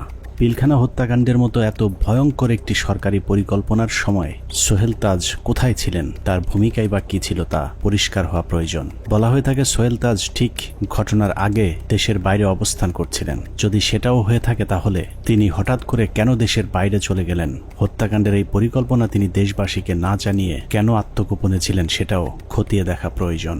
রাজনৈতিক সম্পৃক্ততাটা স্পষ্ট হয়ে যায় আস্তে আস্তে। এর মধ্যে সব থেকে বেশি ইনভলভ ছিলেন ব্যারিস্টার তাপস, হাজারীবাগ এলাকার এমপি নির্বাচিত হন যিনি। এছাড়া আর যারা ছিলেন, নানক আজম, অ্যাডভোকেট কামরুল, শেখ সেলিম, সোহেল তাজ, ওয়ারেসাত বেলাল, রুহি, দেন মাহবুবা রাগিনী, শেগুপ্তা ইয়াসমিন এমিলি এবং সুবেদার তোরাবালি অবসরপ্রাপ্ত বিডিআরের সদস্য। ভারতীয় পরিকল্পনার বাস্তবায়নের বাংলাদেশ প্রান্তে নেতৃত্ব দিয়েছেন স্বয়ং শেখ হাসিনা নিজে। সকাল থেকে শেখ হাসিনা 3 বাহিনীর প্রধানকে নিয়ে যমুনায় অবস্থান করেছেন। ভারতীয় পরিকল্পনা বাস্তবায়নে শেখ হাসিনা সার্বক্ষণিক ভারতের সাথে যোগাযোগ রক্ষা করেছেন এবং যে কোনো পরিস্থিতিতে শেখ হাসিনাকে বাঁচানোর জন্যও ভারতীয় এয়ারফোর্স প্রস্তুত ছিল বলে প্রমাণ পেয়েছিল সেনা কর্মকর্তারা। 6 প্যারাশুট রেজিমেন্ট, এটা হচ্ছে গিয়ে, এটার লোকেশন হচ্ছে গিয়ে আপনার কলকাতায় কালীকুমুন্দ এয়ারপোর্টে, এয়ার স্ট্রিপে। ওরা স্পিয়ার হেডের নিরাপত্তায় থাকে। ওইখানে একটা কোম্পানি ছিল, ওই কোম্পানি কমান্ডার ছিলেন মেজর কামালদীপ সিং। তাদের একটা রেজিমেন্ট, প্যারাশুট রেজিমেন্ট, 5টার সময় যখন তারা রেডি হয় একটা কোম্পানি, 8টার মধ্যে তাদের একটা ফুল রেজিমেন্ট রেডি হয়। যে রেজিমেন্ট পরবর্তী আমরা জানতে পারি যে ওই রেজিমেন্টের এইম ছিল ঢাকা এয়ারপোর্ট, তেজগাঁও এয়ারপোর্ট এবং গণভবনে অপারেশন করা এবং নিরাপদভাবে তখনকার স্বৈরাচারী প্রাইম মিনিস্টারকে এক্সট্রিকেট করার জন্য। সবশেষ পিলখানা হত্যাকাণ্ডের পরিকল্পনা বাস্তবায়ন এবং হত্যাকাণ্ডের ধামাচাপা দেওয়ার দায়িত্বে যারা ছিল তাদের সবাইকে গ্রেফতার করে বিচারের আওতায় আনতে হবে। সেনা প্রধান হিসেবে জেনারেল মঈনকে এর দায় অবশ্যই নিতে হবে, যিনি শেখ হাসিনার পাশে বসে পিলখানায় সেনা হত্যার ঘটনা পর্যবেক্ষণ করেছিলেন। পিলখানা হত্যাকাণ্ডে সরাসরি সম্পৃক্ত লেফটেন্যান্ট জেনারেল সিনা ইবনে জামালি, যিনি পিলখানার বিভিন্ন গেটে অবস্থান নেওয়া র্যাব ও সেনাবাহিনীর সদস্যদেরকে ভেতরে অভিযান চালাতে বাধা দিয়েছিলেন। তৎকালীন ডিজিএফআই এবং এনএসআই প্রধান দুজনেই এই পরিকল্পনার অংশ। বিশেষ করে ডিজিএফআই তৎকালীন মহাপরিচালক মেজর জেনারেল মোল্লা ফজলে আকবর হত্যাকাণ্ডের পর খুনিদের পিলখানা থেকে বের করে দেওয়ার বিষয়টি সেনাবাহিনীর চোখের সামনেই ঘটেছে। খুব নাটকীয়ভাবে বিডিআর এর ভেতরে বিভিন্ন ইলেকট্রিসিটি লাইন কেটে দিয়ে গেট খুলে দেওয়া হয় ইচ্ছা করে, যাতে সৈনিকরা পালিয়ে যেতে পারেন। তো সেই সময় আমি বলেছিলাম যে র্যাবের এক অফিসার ক্যাপ্টেন আশিক স্যার, যিনি ইঞ্জিনিয়ার্সে আমাদের সাথে ছিলেন, ক্যাপ্টেন আশিক স্যার আবার আমার সাথে 8 ইঞ্জিনিয়ার্সে চাকরি করেছেন রংপুর ক্যান্টনমেন্টে। এরপর ওনার র্যাবে পোস্টিং হয়, কিন্তু আমি স্যারকে চিনতাম। স্যার কিছু সৈনিককে যখন পালিয়ে যাচ্ছে উনি না বুঝে ওদেরকে ধরে নিয়ে আসেন পিকআপে করে, র্যাবের পিকআপে করে আমাদের আবাহনী মাঠে আসেন। তো ওইখানে কিছু ওই সময় একদম ফার্স্ট হ্যান্ড ওদের মুখ থেকে তো আমরা কিছু সাক্ষী কথাবার্তা শুনে ফেলতে পারি। এই ভয়ে আমি ধারণা করি যে ওখানে আমার মনে আছে যে এরকম অনেক অফিসাররা, অনেক সৈনিকরা আমরা দাঁড়িয়ে আছি, ওর মধ্যে স্যার আসলেন পিকআপে করে তাদেরকে নিয়ে। তখন ওই অন্ধকারের ভেতরে এদিকে তো আমরা খুব অস্থির, প্রচন্ড সবাই ইমোশনাল, কি হচ্ছে ভিতরে এগুলো নিয়ে যখন আমরা চিন্তা করছি বা কথা বলছি, সেই সময় দুজন সিনিয়র অফিসার ওনারা দুইটা ক্যাম্প স্টুল নিয়ে এক জায়গায় বসায় এবং ওনাদেরকে দেখে খুবই শান্তই মনে হচ্ছে, খুব একটা যে ওনারা চিন্তিত বা পায়চারি করছেন এরকম না। তা আমি আবার আমার পরিচিত আরেক সিনিয়র স্যারকে বললাম যে স্যার এই স্যার দুজন কারা, যে একটু দূরে বসে আছে, বোঝা যায় যে অনেক সিনিয়র, আমাদের সিনিয়র লেভেলের কেউ হবেন, মেজর জেনারেল বা তার উপরে। উনি বললেন যে ওই যে ডান পাশে যাকে দেখতেছো উনি হচ্ছে ডিজিএফআই, আর ওই পাশে যে দেখতেছো বাম পাশে উনি ডিজিএনএসএল। এবং ডিজিএফআই যাকে বলেন উনি তখন উঠে এসে ইয়েকে বকাঝকা করেন ক্যাপ্টেন আশিক স্যারকে যে তুমি কার পারমিশনে এদেরকে ধরে নিয়ে আসছো। পিলখানার বাইরে থেকে নির্বিঘ্ন হত্যাকাণ্ড চালাতে সহায়তা করেছেন ডিজিএফআই এর মামুন খালেদ, ব্রিগেডিয়ার জেনারেল ইমরুল কায়েস এবং কর্নেল সালেহ, সকলেই মাঠে থেকে পিলখানা হত্যাকাণ্ডের পরিকল্পনা বাস্তবায়ন করেছেন। ভেতরে লুকিয়ে থাকা বিভিন্ন কর্মকর্তাদের ফোন লোকেশন খুনিদেরকে দেওয়ার দায়িত্ব তারাই পালন করেছিলেন। 25 তারিখ রাতে 12টার দিকে হবে, আমি তখন মাঠে বসা, আমি ব্রিগেডিয়ার জেনারেল হাকিম, ইমরুল কায়েস ডাইরেক্টর সিটিআইবি, উনি তখন ওই মাঠে আসছিলেন। তো উনি মাঠে এসে বলল যে তোমাদের জানার মতো যদি কেউ থাকে, যে ভিতরে থাকে, তোমাদের কাছে কোনো ফোন আসে, তাহলে সেটা আমাদেরকে জানাও, কারা কারা কিভাবে কি আসে, তো সেটা আমরা জানিয়ে দিব। 44 রাইফেলস ব্যাটালিয়নের অধিনায়ক লেফটেন্যান্ট কর্নেল শামস পিলখানার ভেতরে থেকে মূল নেতৃত্ব দিয়েছেন। মূলত 44 নম্বর ব্যাটালিয়ন পুরো বিদ্রোহের নেতৃত্ব দিয়েছিল, যে কারণে পিলখানা হত্যাকাণ্ডে 44 রাইফেলস ব্যাটালিয়নের কোনো সেনা কর্মকর্তা ওই দিন মারা যায়নি। নিরীহ সিপাহীদেরকে মিথ্যা স্বপ্ন দেখিয়ে বিদ্রোহে অংশ নিতে উদ্বুদ্ধ করা লেফটেন্যান্ট জেনারেল শামস পিলখানা থেকে বাইরে এসেই শেখ হাসিনাকে ধন্যবাদ জানিয়েছিলেন, অথচ ভেতরে তখন 57 সেনা কর্মকর্তার বিকৃত লাশ পড়েছিল। পিলখানা হত্যাকাণ্ডের পুরস্কার হিসেবে লেফটেন্যান্ট কর্নেল শামসকে পরবর্তীতে সেনাবাহিনীর গুরুত্বপূর্ণ পদে পদায়ন করা হয়েছিল, যা অত্যন্ত রহস্যজনক। যে মাননীয় প্রধানমন্ত্রীর অ্যাড্রেসটা আসলে সেখানে এদের অস্ত্র জমা দেওয়ার ক্ষেত্রে একটা টনিক হিসাবে কাজ করেছে। আমি মাননীয় প্রধানমন্ত্রীকে আসলে ধন্যবাদ জানাবো।